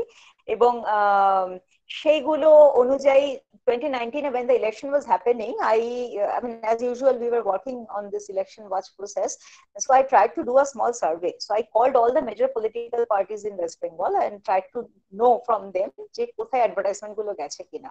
Then I came to know, and afterwards I also briefed the press about it, যে অ্যাডভার্টাইজমেন্ট গুলো গেছে সেই ডেইলিতে, সেই ইলেকট্রনিক মিডিয়াতে যেগুলো লিস্ট সার্কুলেটেড, যার সার্কুলেশন সবচেয়ে কম, whereas ECI urges অথবা actually requires these people to advertise in the widest circulated daily. তো আইন আছে, আইনের ফাঁক আছে, সুতরাং এটা একটা বোঝার ব্যাপার। সেকেন্ড যে জাজমেন্টটা এসেছে, সেটা সেকেন্ড যে ডাইরেকশনটা এসেছে, গাইডলাইনটা এসেছে, সেটা হচ্ছে যে নাও অনওয়ার্ড পার্টিকে বলতে হবে, যখন এটা আগে ছিল ক্যান্ডিডেটকে বলতে হবে, ক্যান্ডিডেট হ্যাজ টু অ্যাডভার্টাইজ, এখন পার্টিকে বলতে হবে পার্টি কেন সার্টেন ক্যান্ডিডেটকে টিকিট দিয়েছে, এবং সার্টেন ক্যান্ডিডেটকে টিকিট দিয়েছে ইন আ সেন্স যাদের বিরুদ্ধে ক্রিমিনাল কেসেস রয়েছে। এখন সেইখানে যদি পার্টি বলে I have given that this candidates have got ticket because ওদের উইনেবিলিটি বেশি, Supreme Court has made it very clear winnability cannot be considered as a criteria anymore. কোনো পার্টি বলতে পারবে না এর উইনেবিলিটি বেশি আছে বলে আমরা একে টিকিট দিয়েছি। So this is for the very first time in Indian electoral democracy, party will have to own the responsibility of filing candidates with criminal background. তো এটা একটা ইটস a small achievement, আর small achievement থেকে আমরা বড় অ্যাচিভমেন্টের দিকে যাই। তো these things are happening due to the work of some organizations, due to civil society pressure, and lot more needs to be done. আপনারা সবাই জানেন যে পলিটিক্যাল পার্টি, যে সুপ্রিম কোর্ট না, যেটা CIC চিফ ইনফরমেশন কমিশনের জাজমেন্ট রয়েছে যে all political parties come under right to information, আর এটার এগেনস্টে সমস্ত পলিটিক্যাল পার্টি একসাথে বলেছে they do not want to come under right to information. আমরা PM কেয়ার ফান্ড নিয়ে অনেক কিছু বলি, যে PM কেয়ার বলছি, and valid, it's a valid point. We are saying that why PM care fund will not come under the purview of right to information. So equally, why political party will not come under right to information? Political party to রয়েছে পাবলিকের জন্য, এবং political party is receiving donation from people also. তো এটা কেন RTI এর আন্ডারে তারা আসবে না? এটা that's an open question which I leave it as food for thought তো আপনাদের সবার জন্য। The second thing is FCRA, আপনার ফরেন কন্ট্রিবিউশন রেগুলেশন অ্যাক্ট বলে একটা অ্যাক্ট রয়েছে, যেখানে বিদেশ থেকে টাকা নিতে গেলে এই FCRA লাইসেন্সটা থাকতে হয়। Those who are into NGO sector, they know about FCRA. Now these political parties were not allowed to take money from outside, but all the political parties excepting left only objected in a very কি বলবো, খুব superficial ওয়েতে object করে পরে আবার রাজি হয়ে গেছে, কিন্তু তাও একবার অবজেকশন করেছিল। apart from left parties, all the other political parties have agreed to make a provision so that they can take foreign money. এবং আপনারা জানেন ফরেন মানি এখন আসে, ফরেন মানির সাথে অনেক রকম ইন্টারেস্ট আসে, সেই ইন্টারেস্ট গুলো আমাদের দেশের পলিটিক্সকে এবং ইলেকশন প্রসেসকে ইনফ্লুয়েন্স করে। So on certain cases when it comes about clean governance, ভালো একটা ইলেকটোরাল ডেমোক্রেসি, সেইখানে পার্টিগুলো কিন্তু আমাদের ইলেকটোরাল ডেমোক্রেসি চিন্তার থেকেও নিজেদের স্বার্থ রক্ষার চিন্তাটা বেশি করে। That is probably because politics, as I have said already, has become a career and an avenue to grab power rather than serving people. তো আপনারা এটাও জানেন যে একটা ক্যান্ডিডেটের ইলেকশন এক্সপেন্ডিচারের উপর একটা সিলিং রয়েছে, লোকসভাতে একটা সিলিং আছে, রাজ্যসভাতে একটা সিলিং রয়েছে, but there is no ceiling on a political party. আমি আজকে যদি একটা পার্টি, আমি যদি আজকে বিজেপির ক্যান্ডিডেট হই বা আমি তৃণমূলের ক্যান্ডিডেট হই, আমার নিজের একটা সিলিং আছে যে আমি 50 লাখ কি 60 লাখস এর উপরে স্পেন্ড করতে পারবো না, বাট আমার হয়ে আমার party can spend up to 20 crores অথবা এনি অ্যামাউন্ট পার্টির কাছে যদি টাকা থাকে। আমি এছাড়া প্রত্যেকটা পার্টি আমাদের জুডিশিয়াল অ্যাক্টিভিজমের মধ্যে দিয়ে যেখানে আমরা যেতে পেরেছি, প্রত্যেকটা পার্টির আইটি অব্লিগেশনস গুলোকে এনশিওর করা গেছে, আইটি রিটার্ন ফাইল করতে হয়, কিন্তু আইটি রিটার্ন এরা ফাইল করেন অনেক পরে করেন, erroneous ভুলভাল রিটার্ন ফাইল করেন, and no steps have ever been taken. So once we had a session with the chief election commissioner বেশ কিছু বছর আগে, and so there I raised this question, এই আইটি রিটার্নস এ যখন ভুল থাকে, what corrective মানে what punitive measure is taken against a political party? And then the gentleman said যে আমাদের হাতে এটা কিছু নেই, we send all these records to the IT department, and if IT department has the manpower and time to take any punitive measure, তখন তারা সেই punitive measure নেয়, এবং আজ পর্যন্ত there is not much good precedence যে punitive measure এমন কিছু নেওয়া হয়েছে। সো বেসিক্যালি জুডিশিয়াল অ্যাক্টিভিজমের মধ্যে দিয়ে ইলেকটোরাল ডেমোক্রেসিকে ট্রান্সপারেন্ট করার জন্য, ক্রিমিনালাইজেশন কমানোর জন্য বেশ কিছু স্টেপস নেওয়া হয়েছে, বেশ কিছু অ্যাচিভমেন্টস রয়েছে। Despite all these, things remain pretty murky. Things remain, I mean, compliance level remain very low, and there is not much that we can do apart from making ourselves aware এবং আমরা responsible, আমাদের যেমন duties and রেসপন্সিবিলিটিসটা আমরা যদি ভালো করে বুঝি তাহলেই হয়তো আমরা কিছু করতে পারি। If we think as a citizen of India our responsibility ends with casting vote, that is very wrong, because our responsibility starts there. After casting vote, actual responsibility shuru hoy to hold the government accountable. In the present scenario, the moment I try to ask a question to the government, and if that question is uncomfortable to the government, then I face certain consequences. তো আজকে governance, আজকে ডেমোক্রেসির অবস্থাটা সেখানেই এসে দাঁড়িয়েছে। তার জন্য তো একটা পার্টিকুলার রাইজিং ফেনোমেনা, একটা আইডিওলজি যেমন দায়ী, তার জন্য হয়তো ভোটার্সরাও অনেকটা দায়ী, কারণ অনেক দিন ধরেই we have not felt like holding our governments accountable. আমরা প্রশ্ন করিনি, we have not learned to ask questions. আমরা we are more fan than citizens often. তো সেই জায়গাটা একটা রয়েছে যেখানটাতে কাজ করার অবকাশ রয়েছে। Next slide please, we'll try to wrap up in 15 minutes. See, I actually political violence যে ইস্যুটা, this could itself be a separate topic for discussion. খুব ইন্টেন্সিভ একটা বিষয়, এবং পলিটিক্যাল ভায়োলেন্সের অনেক ফর্ম আছে। একটা তো ফিজিক্যাল ভায়োলেন্স, আর একটা যে সারাক্ষণ টার্গেটেড আপনার ল্যাঙ্গুয়েজের মধ্যে দিয়ে যে ভায়োলেন্স গুলো রিফ্লেক্টেড হচ্ছে, সোশ্যাল মিডিয়ার মধ্যে দিয়ে যে অ্যাটাকস গুলো আসছে, যে কোনো opposition ideology, voice of dissent কে কার্ভ করার যে প্রচেষ্টাগুলো চলছে, this are all political violence. West বেঙ্গলের কনটেক্সটে 2019 এর পর থেকে যারা এটা নিয়ে বেশি কাজ করেন, পলিটিক্যাল ভায়োলেন্স নিয়ে এডিআর অত কাজ করে না। ডিসপাইট দ্যাট, যারা এটা নিয়ে কাজ করেন তাদের থেকে আমরা জানতে পারছি 2019 এর পর থেকে political violence is on rise. West বেঙ্গলে বাড়ছে পলিটিক্যাল ভায়োলেন্স, তার অনেক কারণ রয়েছে। তার একটা বড় কারণ আমরা জানি যে ওয়েস্ট বেঙ্গলকে যাকে আমরা বাংলায় বলি পাখির চোখ, ইটস এ স্টেট যেটা খুব বেশি করে একটা পার্টিকুলার পলিটিক্যাল পার্টি জিততে চায়, এবং তার জন্য তারা সব রকম রিসোর্সেস এবং তাদের যত মানি এন্ড মাসল পাওয়ার আছে এখানে তারা লাগিয়ে দেওয়ার জন্য রাজি, এবং ভোটার্সদের ডিভাইড করা, নানান স্ট্র্যাটেজি ইউজ করা, সেগুলো তারা করে চলেছেন। তো পলিটিক্যাল ভায়োলেন্সটা শুরু হয় কিন্তু একদম গ্রাসরুটস থেকেই, একদম পঞ্চায়েতি স্তর থেকেই পলিটিক্যাল ভায়োলেন্স শুরু হয়, যেটা আমি যেমন ওয়েস্ট বেঙ্গলে দেখেছি। I was actually covering Tripura election last time, and তো আমি তখন ত্রিপুরাতে দেখেছি পলিটিক্যাল ভায়োলেন্স বলতে এক্স্যাক্টলি কি বোঝায় অতটা প্রমিনেন্টলি আমি নিজের চোখে কখনো আগে দেখিনি। মানে অফকোর্স পড়েছি, but to experience it first hand is something different. তো যেটা অনেকেই যারা অ্যানালিসিস করেন এগুলো নিয়ে তারা বলছেন যে we have institutionalized political violence in Bengal and elsewhere as well probably. It's no point actually pointing finger at Bengal. কিন্তু বেঙ্গলের একটা স্পেশাল ইউনিকনেস আপনারা জানেন আছে যে ইভেন পঞ্চায়েত লেভেলে ইলেকশনটা পার্টি ব্যানারে লড়া হয়, অনেক স্টেটেই কিন্তু পঞ্চায়েত লেভেল ইলেকশন পার্টি ব্যানারে লড়া হয় না। তো এখানে যখন পঞ্চায়েত লেভেল থেকেও পার্টি ব্যানারে ইলেকশন লড়া হয় সেখানে পলিটিসাইজেশন হয়েছে লোকাল গভর্নেন্সের, সেখানে ইনস্টিটিউশনালাইজেশন অফ ভায়োলেন্স হয়েছে।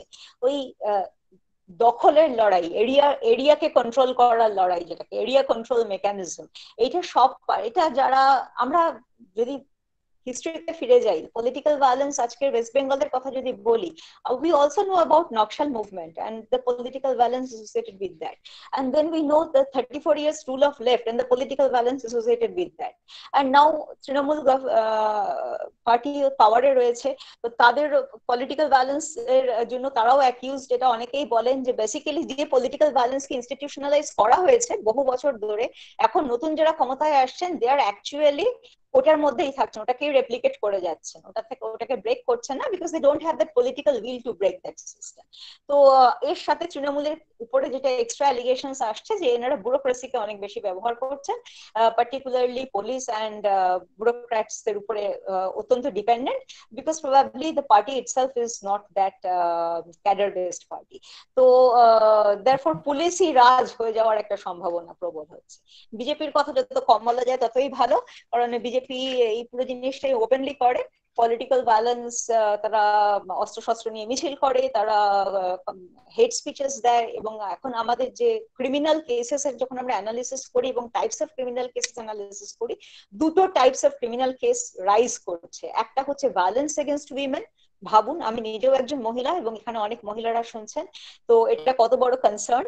এবং সেকেন্ডলি হচ্ছে হেট স্পিচেস, এবং আপনারা জানেন লাস্ট ইলেকশনের সময় আমাদের প্রধানমন্ত্রী এবং হোম মিনিস্টারের হেড স্পিচ নিয়ে যে বিতর্ক তৈরি হয়েছিল, তাতে যে 3 জন ইলেকশন কমিশনার থাকেন সেন্ট্রালে, তাদের নিজেদের মধ্যেও লাভাসার গল্প আপনারা সবাই জানেন, তাদের নিজেদের মধ্যে মতবিরোধ হয়েছিল। Election commission and the key institutions, তারা they are reluctant to take steps against the ruling party যখন রুলিং পার্টির নেতারা এই ধরনের মডেল কোড অফ কন্ডাক্টকে ভায়োলেট করছেন। সুতরাং তাদের বিরুদ্ধে তেমন কোনো পদক্ষেপ নেওয়া হয়নি, এবং তাদের মধ্যে 3 জনের মধ্যে একজনের আপত্তি ছিল এই ডিসিশনের এগেইনস্টে, তার আপত্তিটা মিনিটেডও করা হচ্ছিল না। So he made a public statement, আর তার থেকে আরো অনেক ডিবেট হয়েছিল। তো পলিটিক্যাল ভায়োলেন্সে ফিরে আসতে গেলে দেখা যায় বিজেপি এমন একটা হিন্দুত্বর নাম করে এমন একটা পলিটিক্যাল এনভায়রনমেন্ট তৈরি করেছে যেখানে political violence is happening very very much, এবং media play very important role in this. Media বলতে মেইনস্ট্রিম মিডিয়া যেমন আছে, আজকে সোশ্যাল মিডিয়াও আছে। I will not go into that detail যে ফেসবুক নিয়ে আজকে যে বিতর্ক আপনারা শুনছেন, Facebook and hate speeches and all this things, and Facebook থেকে কত ধরনের পলিটিক্যাল ভায়োলেন্স পশ্চিমবঙ্গে হয়েছে ইন লাস্ট 3-4 ইয়ার্স, সেই নাম না করেও আপনারা সবাই জানেন। বিভিন্ন দাঙ্গা গুলো হয়েছে, রাইটস গুলো হয়েছে, সেগুলোর অনেকগুলোরই উৎস হচ্ছে ফেসবুক পোস্ট। তো এবং তার আরো যদি ডিগ করা যায় কোথাও না কোথাও একটা পলিটিক্যাল লিঙ্কেজ দেখতে পাওয়া যাবে। অ্যান্ড বেসিক্যালি পলিটিক্যাল ভায়োলেন্সের থেকে কয়েকটা দল বেনিফিটেড হয়। আজকে যে ধরনের কমিউনাল ইনস্টিগেটেড পলিটিক্যাল ভায়োলেন্স হচ্ছে তার থেকে পার্টিকুলারলি রাইট উইং দলগুলো বেশি বেনিফিটেড হচ্ছে। তো এই হচ্ছে পলিটিক্যাল ভায়োলেন্স নিয়ে খুব সংক্ষিপ্তভাবে এটা বলবো, and then I will quickly move on to the remaining 2-3 slides. Next one please. দেখুন আজকের যুগে দাঁড়িয়ে আমরা জানি যে সুপ্রিম কোর্ট থেকে শুরু করে সবাই একটা কথা শব্দ খুব বলছেন, সেটা হচ্ছে আস্থা, ফেথ। তো এটা আস্থা, হাউ ফেথ ইজ কনস্ট্রাক্টেড। তো আমি এখানে প্রফেসর শাস্ত্রীকে কোট করেছি, he is a founder member of ADR and trustee of ADR.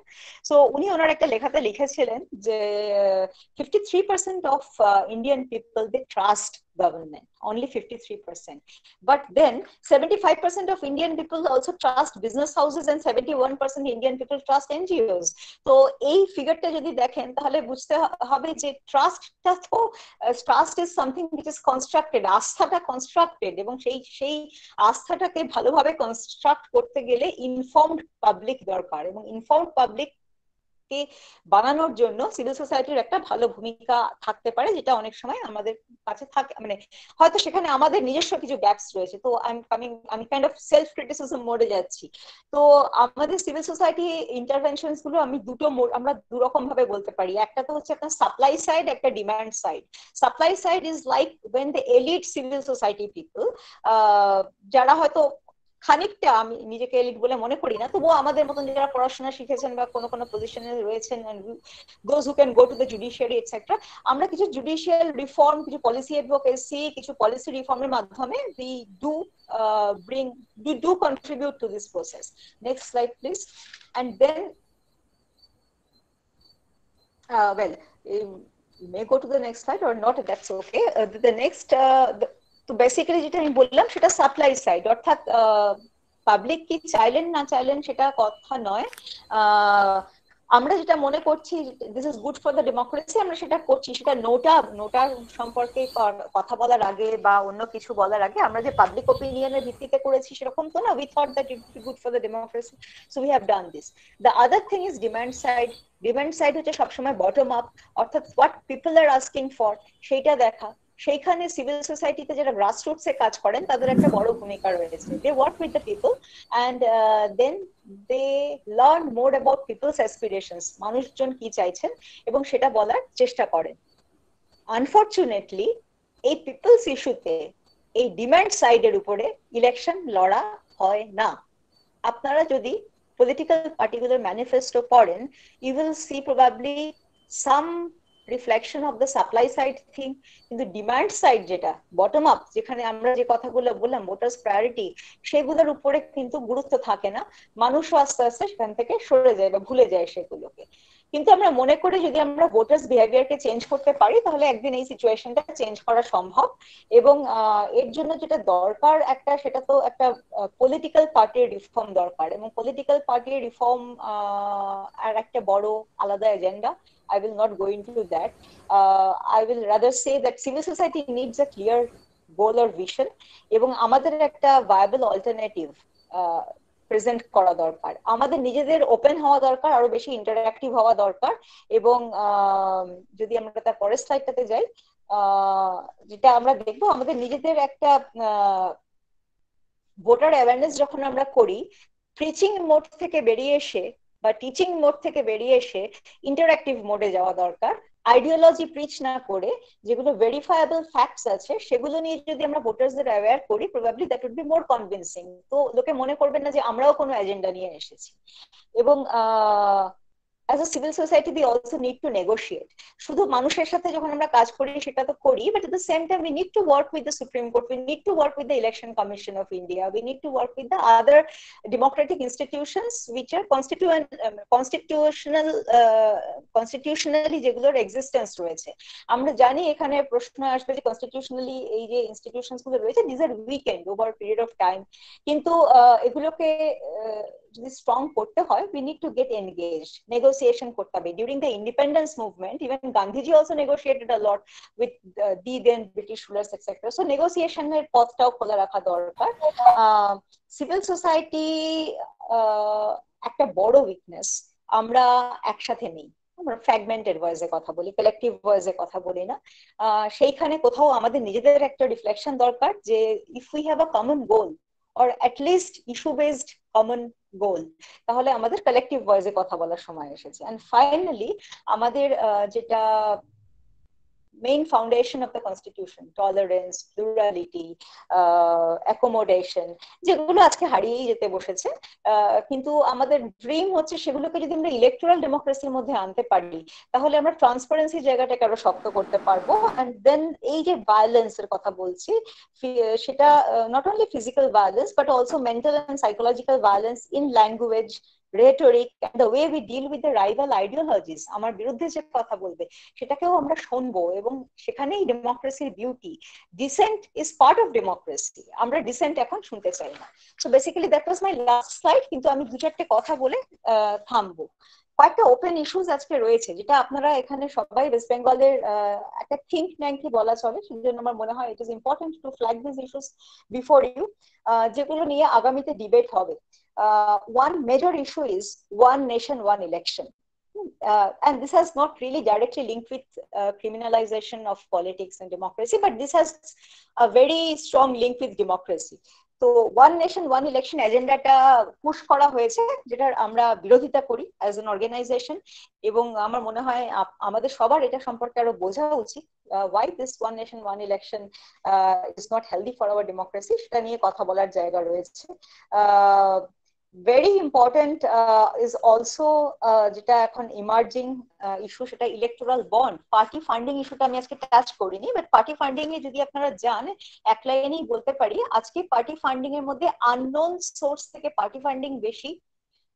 National party funding, national 6টা পার্টি আছে ইন্ডিয়াতে, 6 parties are there, তো ন্যাশনাল 6 parties এর মধ্যে one party, that is BJP, gets around 80% of the total party funding done by the corporate. তো এতটাই opaque, আর বাকিটা অন্যরা ভাগ করে পায়।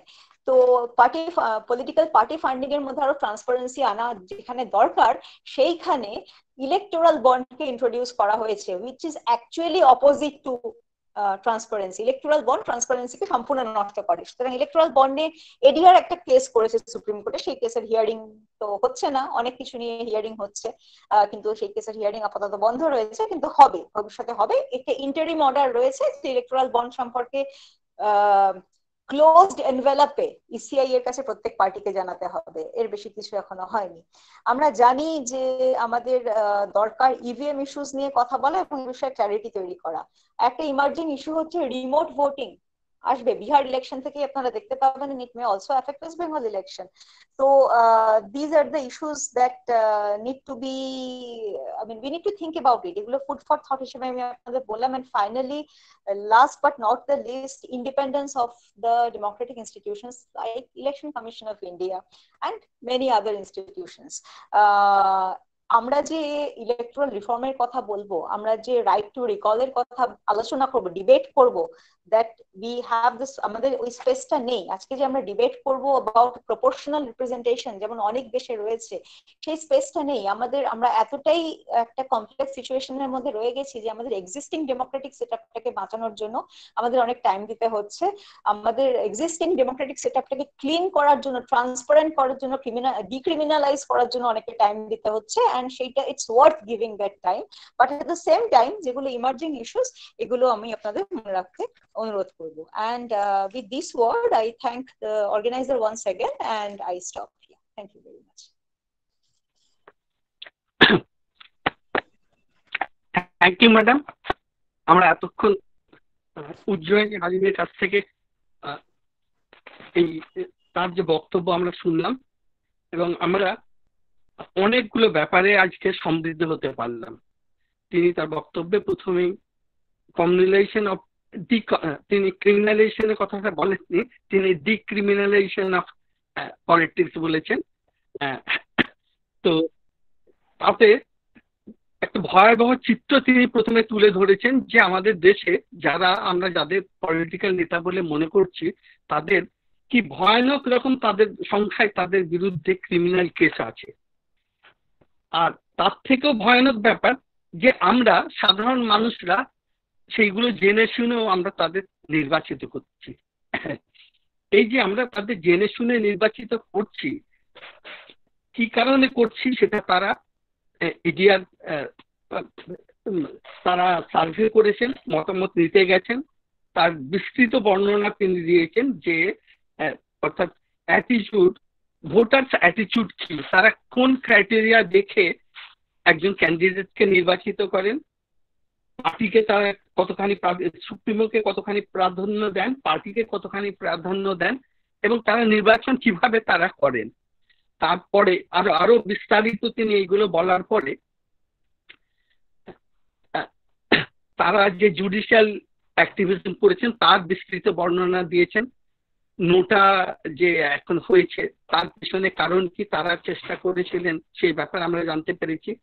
আমরা জানতে পেরেছি যে এখন যে প্রত্যেকটা ক্যান্ডিডেটকে তার অ্যান্টিসিডেন্ট, তার সম্পর্কে তথ্যগুলো জানাতে বাধ্য হতে হয়, তার কারণও তারা দীর্ঘদিন ধরে চেষ্টা করে সেটা হয়েছে। প্রত্যেকটা ক্যান্ডিডেটকে সংবাদপত্রে যে তার ক্রিমিনাল প্রেসিডেন্ট কি কি আছে তার এগেনস্টে সেগুলো যে জানাতে হয়, সেটাও তারা চেষ্টা করে একটা জায়গাতে নিয়ে এসছেন, কিন্তু এখনো তারা খুব ছোট্ট পত্রিকাতে জানান। এবং পার্টিকে এরপরে যে ডিক্লেয়ার করতে হবে যে তারা যাদের নমিনেশন দিচ্ছেন তাদের এগেনস্টে যদি ক্রিমিনাল কেস থাকে তা সত্ত্বেও কেন তারা নমিনেশন দিচ্ছেন সেটাও তারা করতে পেরেছেন, কিন্তু এখনো অনেক কিছু সত্যি করতে পারার বাকি আছে সেটাও তারা বলেছেন। তারপরে এই যে ভায়োলেন্সকে ব্যাখ্যা করতে যে তিনি ফিজিক্যাল ভায়োলেন্স এবং আরেক ধরনের ভায়োলেন্স যেটা হচ্ছে যে ডিসেন্টকে বন্ধ করে দেওয়ার যে ভায়োলেন্স, এই দুটো তিনি ব্যাখ্যা করেছেন। আর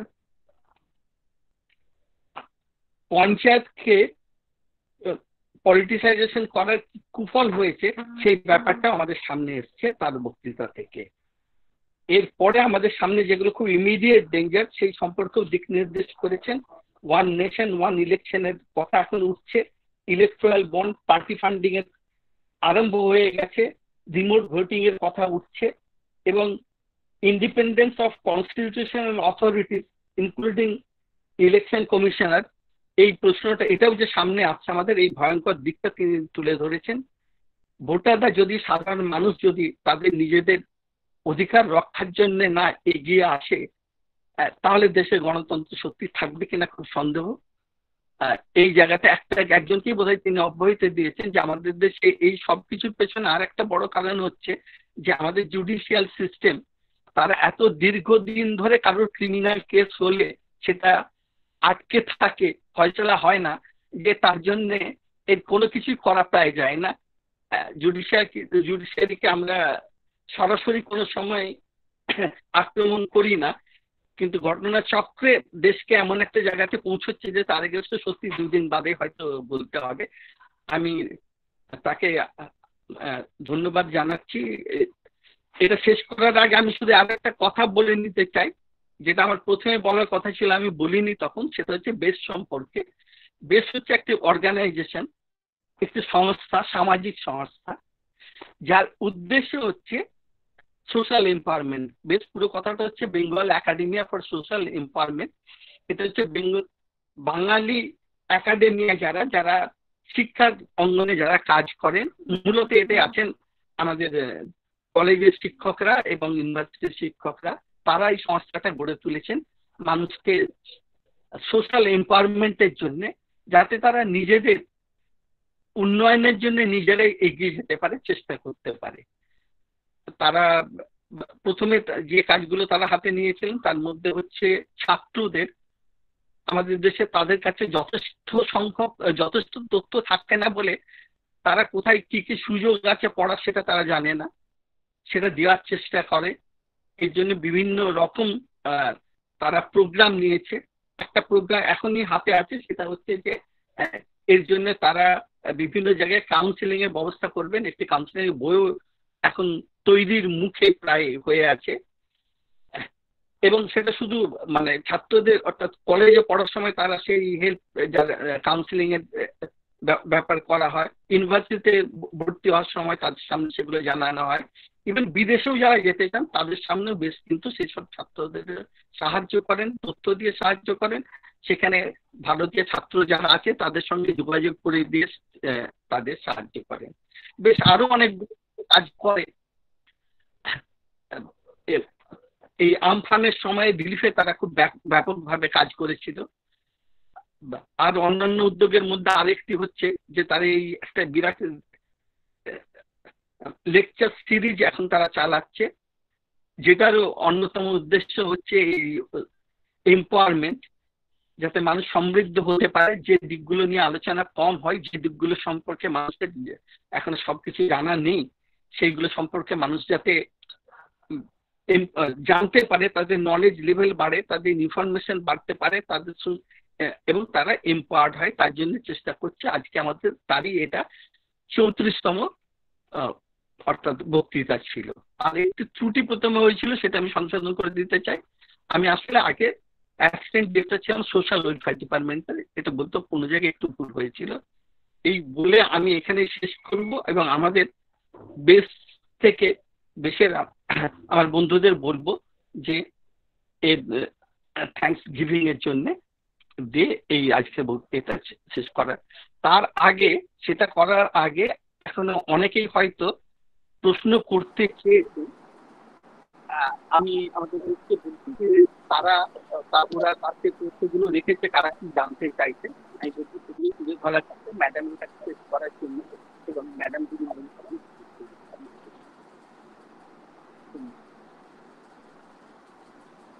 হাসান, হ্যাঁ, আমি প্রশ্ন করে দিচ্ছি। প্রথম প্রশ্ন হাসান ধাবক করেছেন।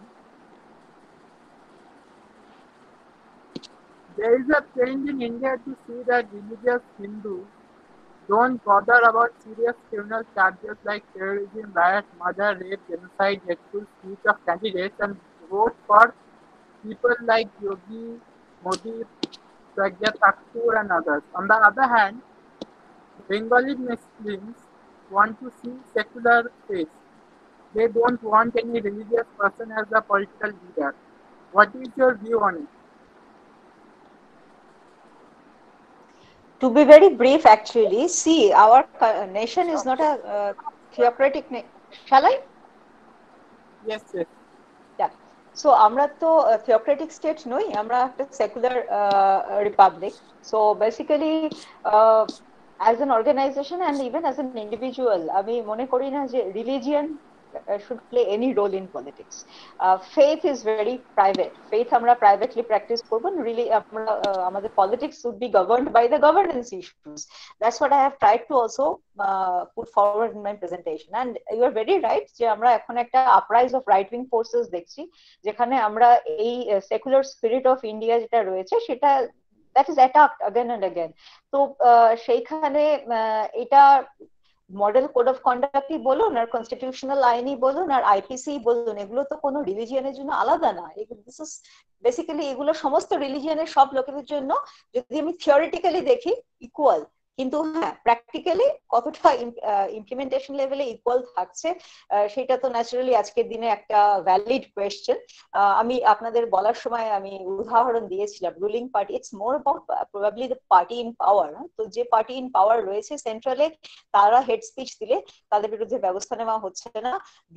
দিল্লিতে যে যে জেনোসাইড আমি একে বলি যেটা হলো, তারপরে সেখানে রুলিং পার্টি যে ইনস্টিগেট করেছিল তার বিরুদ্ধে পুলিশ চার্জশিট ফর্ম করতে পারলো না।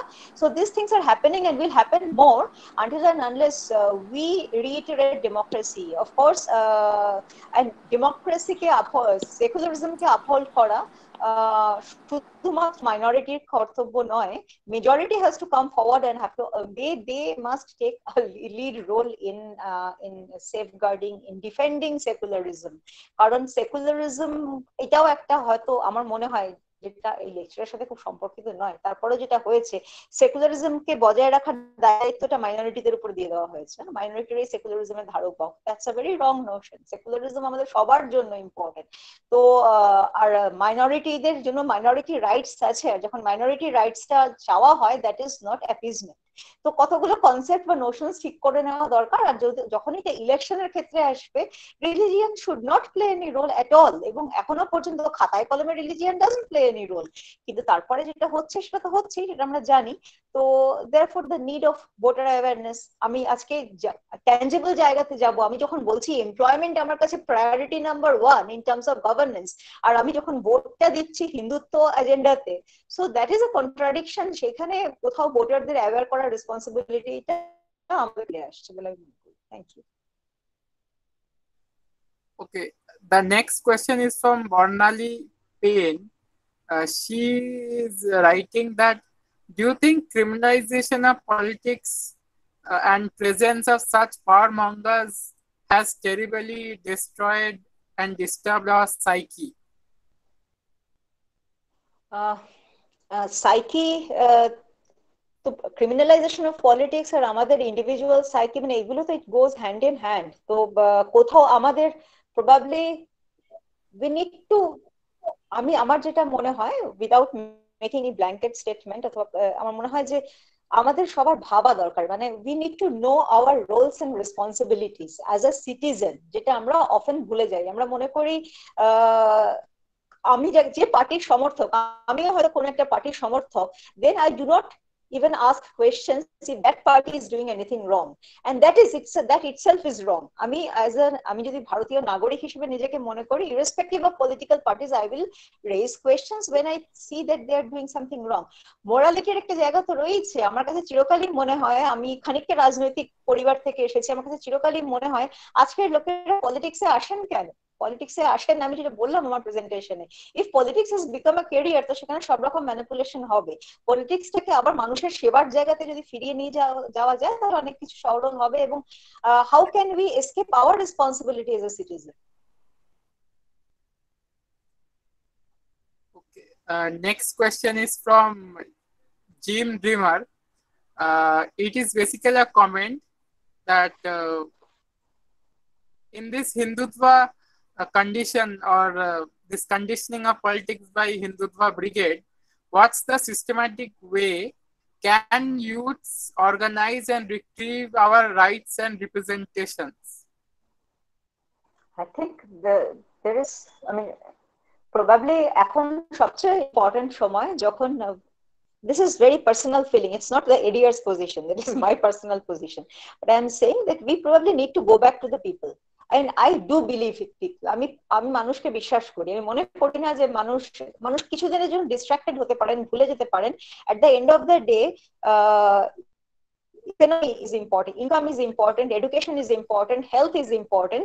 আজকে প্যান্ডেমিক কেও কমিউনালাইজ করা হচ্ছে, সেটা তো অন্য কথা, কিন্তু somehow আমরা ক্রিটিসাইজ করছি যে এগুলো, these things are happening in a wrong way, but what are we doing to rectify that? How many of us are actually reaching out to people and telling people on a regular basis, not only, I mean, once in a while through a seminar or something, but I mean, there should be a regular engagement with people, and with a constructive, in a constructive way, and with an alternative vision. আমি কি দিতে চাইছি তাকে? আমি বলতে পারি হিন্দুত্ব খারাপ, আমি বলতে পারি এই পার্টি খারাপ, ওই পার্টি খারাপ, এই ডেমোক্রেটিক সিস্টেম খারাপ, but what is the alternative we are actually proposing? And সেইটা যেটা আমি আমার বক্তব্যে বলার চেষ্টা করেছি, that should not be in a preaching mode. We need to learn from the people, আর তারপরে এই এনগেজমেন্ট এবং ডায়ালগের মধ্যে দিয়ে probably we should try to develop an alternative.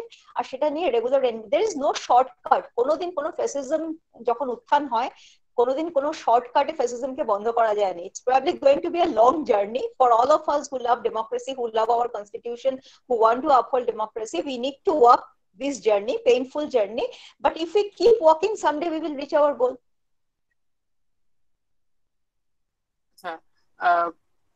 This is another question. It's a very good question from Manzar Imam.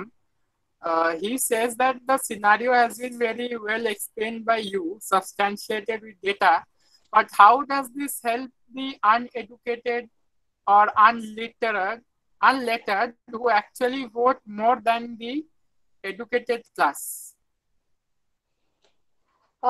Educated, uneducated এর মধ্যে, I can just explain যে যখন আমরা, when we have done this survey, as I have said, 75% respondents were from the rural base, and so-called uneducated, education বলতে I do not believe that education is equivalent to degree only. তো educationের অনেক dimension হয়।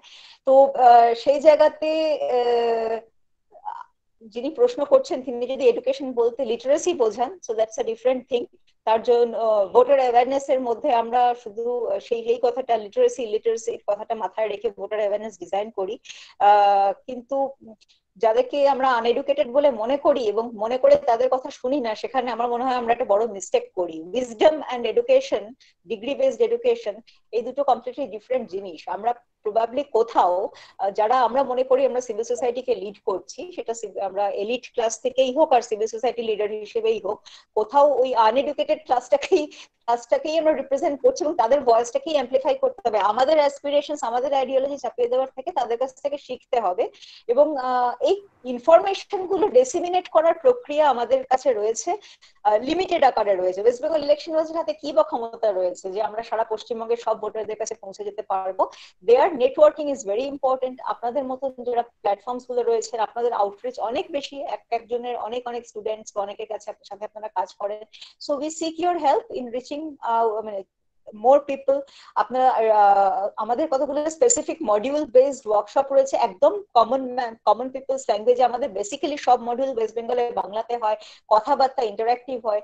তো আপনারা যদি সেই রকম programme আরো করতে চান আমাদের সাথে, আমাদের সংগঠনের সাথে যৌথভাবে, we will be more than eager to do that.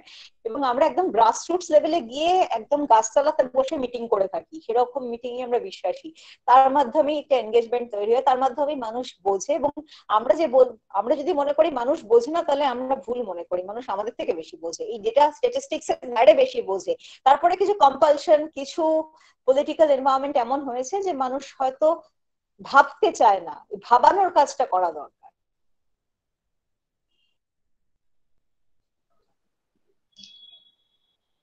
Okay, the next question, বর্তমান সময়ে রাজনীতির পরিপ্রেক্ষিতে গণতন্ত্রের নোটার গুরুত্ব কতটুকু? নোটাতে ভোট দিয়ে সত্যিই কোনো লাভ আছে? যেখানে আমাদের দেশের মৌলিক অধিকার খর্ব হচ্ছে, সেখানে নোটার কতটা প্রাসঙ্গিক? দেখুন, নোটা তে ভোট দেওয়ার একটা নোটার আমরা নিজেরাও বলি নখ দন্তহীন। হ্যাঁ, তেমন নোটাতে যদি একটা জায়গাতে 100টা ইলেকটোরেট থাকেন এবং 99 জন নোটাতে ভোট দেন, তাহলেও সেই ভোট কিছু হবে না। বাট আমরা যেভাবে পলিসি অ্যাডভোকেসি করছি, আমরা এই পলিসি অ্যাডভোকেসিটাও আগামী দিনের জন্য রেখেছি। রাইট টু রিকল, যদি কোনো একটা জায়গাতে 50% বেশি ভোট নোটায় পড়ে, তাহলে মানুষ বলছেন, স্পষ্ট ভাষায় বলছেন, কোন প্রার্থীকে তাদের পছন্দ হয়নি, তাহলে কেন সেখানে আবার ভোট হবে না? এটা একটা একটা লং টার্ম পার্সপেক্টিভের গল্প। কিন্তু আজকের দিনে নোটাতে ভোট দেওয়া মানে অনেকেই সমালোচনা করেন ভোট স্প্লিট করা, এই সেই। তো ভোট স্প্লিটের এই গল্পটা I don't by that story. তো থিং ইজ, এটা একটা স্পেস দেওয়া হচ্ছে। ভোটিং একটা এক্সারসাইজ, আমাদের একটা নাগরিক অধিকার। তো নোটা আছে বলে হয়তো আমি ভোট দিতে যাই এবং গিয়ে হয়তো নোটাতে ভোট দিই, নোটা না থাকলে আমি হয়তো ভোট দিতে যেতামও না। তো এটা তো একটা পারসেপশন সার্ভে, ভোটারসদের পারসেপশন সার্ভে। অন্য কিছু আপনি ভুলেই যান যে এত পার্সেন্ট, 2 থেকে 3% ভোট নোটায় পড়েছে। মানুষ আজকের রাজনৈতিক ব্যবস্থা, আজকের নির্বাচনী ব্যবস্থা সম্পর্কে বীতশ্রদ্ধ। মানুষ বলবে কি করে, কাকে বলবে, কে শুনবে? নোটা বোধহয় সেটা এক ধরনের পারসেপশন সার্ভে কাজ করছে। এবং পরবর্তীকালে যদি এটাকে আরো ভালো করে কাজে লাগানো যায়, তাহলে এর থেকে রাইট টু রিকল ইত্যাদি ইত্যাদি আর্গুমেন্টের জন্ম হতে পারে। আবিদ আছো নাকি আমি বলে দেবো? আবিদ বোধহয় নাই, আমি বলে দিচ্ছি। Do you think there is any Muslim vote bank in India as well as in West Bengal? I think Muslim vote bank is just an illusion. There is only upper caste vote bank and nothing else. দেখুন, I reiterate my point. I do not look at electorate in terms of religion, Hindu, Muslim, schedule caste, in tribe ইত্যাদি ইত্যাদি। এটা আছে, এই ধরনের পারসেপশনটা আছে, it's very much দেয়ার। কিন্তু আমরা সেটাকে এনকারেজও করি না, সেভাবে দেখতেও চাই না। এবং যদি মুসলিম ভোট ব্যাংক, আমি সাধারণভাবে বলছি, এটা এগেন আমার পার্সোনাল ওপিনিয়ন, মুসলিম ভোট ব্যাংক বলতে কি বোঝেন? মাইনরিটিরা তাদের ইস্যুস, তাদের রাইটস, তাদের আনসার্টেনিটি নিয়ে হয়তো কোন একটা পার্টিকুলার আইডিওলজির এগেনস্টে ভোট করছেন, এবং সেটাও যে সবটাই কনসলিডেটেড ওয়েতে একটা পার্টিতে ভোট হচ্ছে তা নয়। কারণ সেইভাবে যদি বলেন, সো কল্ড মুসলিম দের পলিটিক্যাল রিপ্রেজেন্টেশন কত, পার্লামেন্টে কত পার্সেন্ট মুসলিম লিডার্স রয়েছেন? সেরকম তো নেই। তো সেই পলিটিক্যাল স্পেসটা মানে রিলিজিয়াস অ্যাঙ্গেল থেকে দেখতে গেলে ব্যাপারটা অনেক কমপ্লেক্স হয়ে যায়। আমি I will not even probably try to answer this question, কারণ আমি চাই না যে একটা সেকুলার কান্ট্রিতে আমরা এইগুলোকে রিলিজিয়াস লেন্স থেকে দেখি। যদিও আমি আপনার সাথে একমত যে এই ধরনের ডিবেট রয়েছে, and at the same time আমি মনে করি প্রত্যেকটা জিনিসই at the end of the day হিউম্যানিটিটা হচ্ছে ইস্যু, মানুষের জন্য ভোট। একটা মানুষ হিন্দু হতে পারেন, মুসলিম হতে পারেন, খ্রিস্টান হতে পারেন, দলিত হতে পারেন, আদিবাসী হতে পারেন, কিন্তু পাওয়ার প্লেটা তো আসলে অন্য লেভেলে হয়, রিলিজিয়ানকে ব্যবহার করা হয়। তো সেই জায়গাটাতে আমাদের হয়তো কোথাও বুঝতে হবে। এবং defending our own rights has nothing to do with any particular religion. We all have human rights and we all have the right to defend our rights.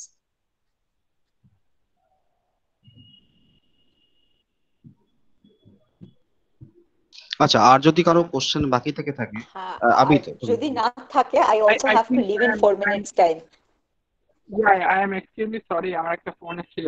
So I would like Nargis ma'am to present a vote of thanks. Thank you, Abid Bhai. Am I audible? Yes, absolutely.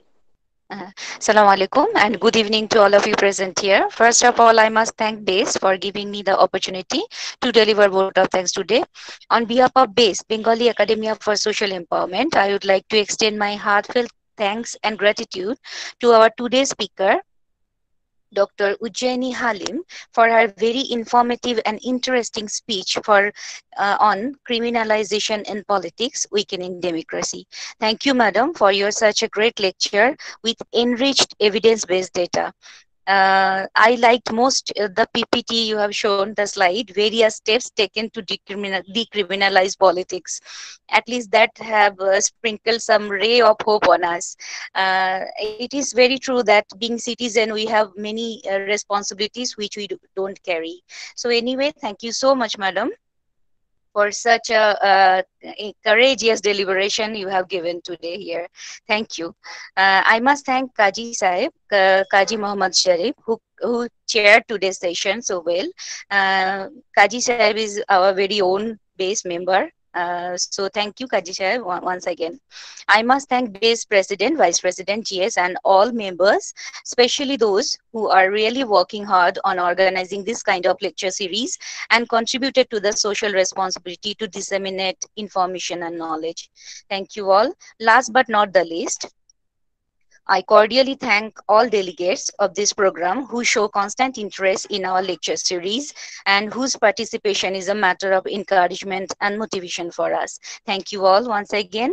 And please do not forget to join us our next best lecture series tomorrow on 20th August. It is lecture series number 35. Topic is Studying Engineering and Guide for West Bengal Joint Entrance Examination 2020 E-Counseling.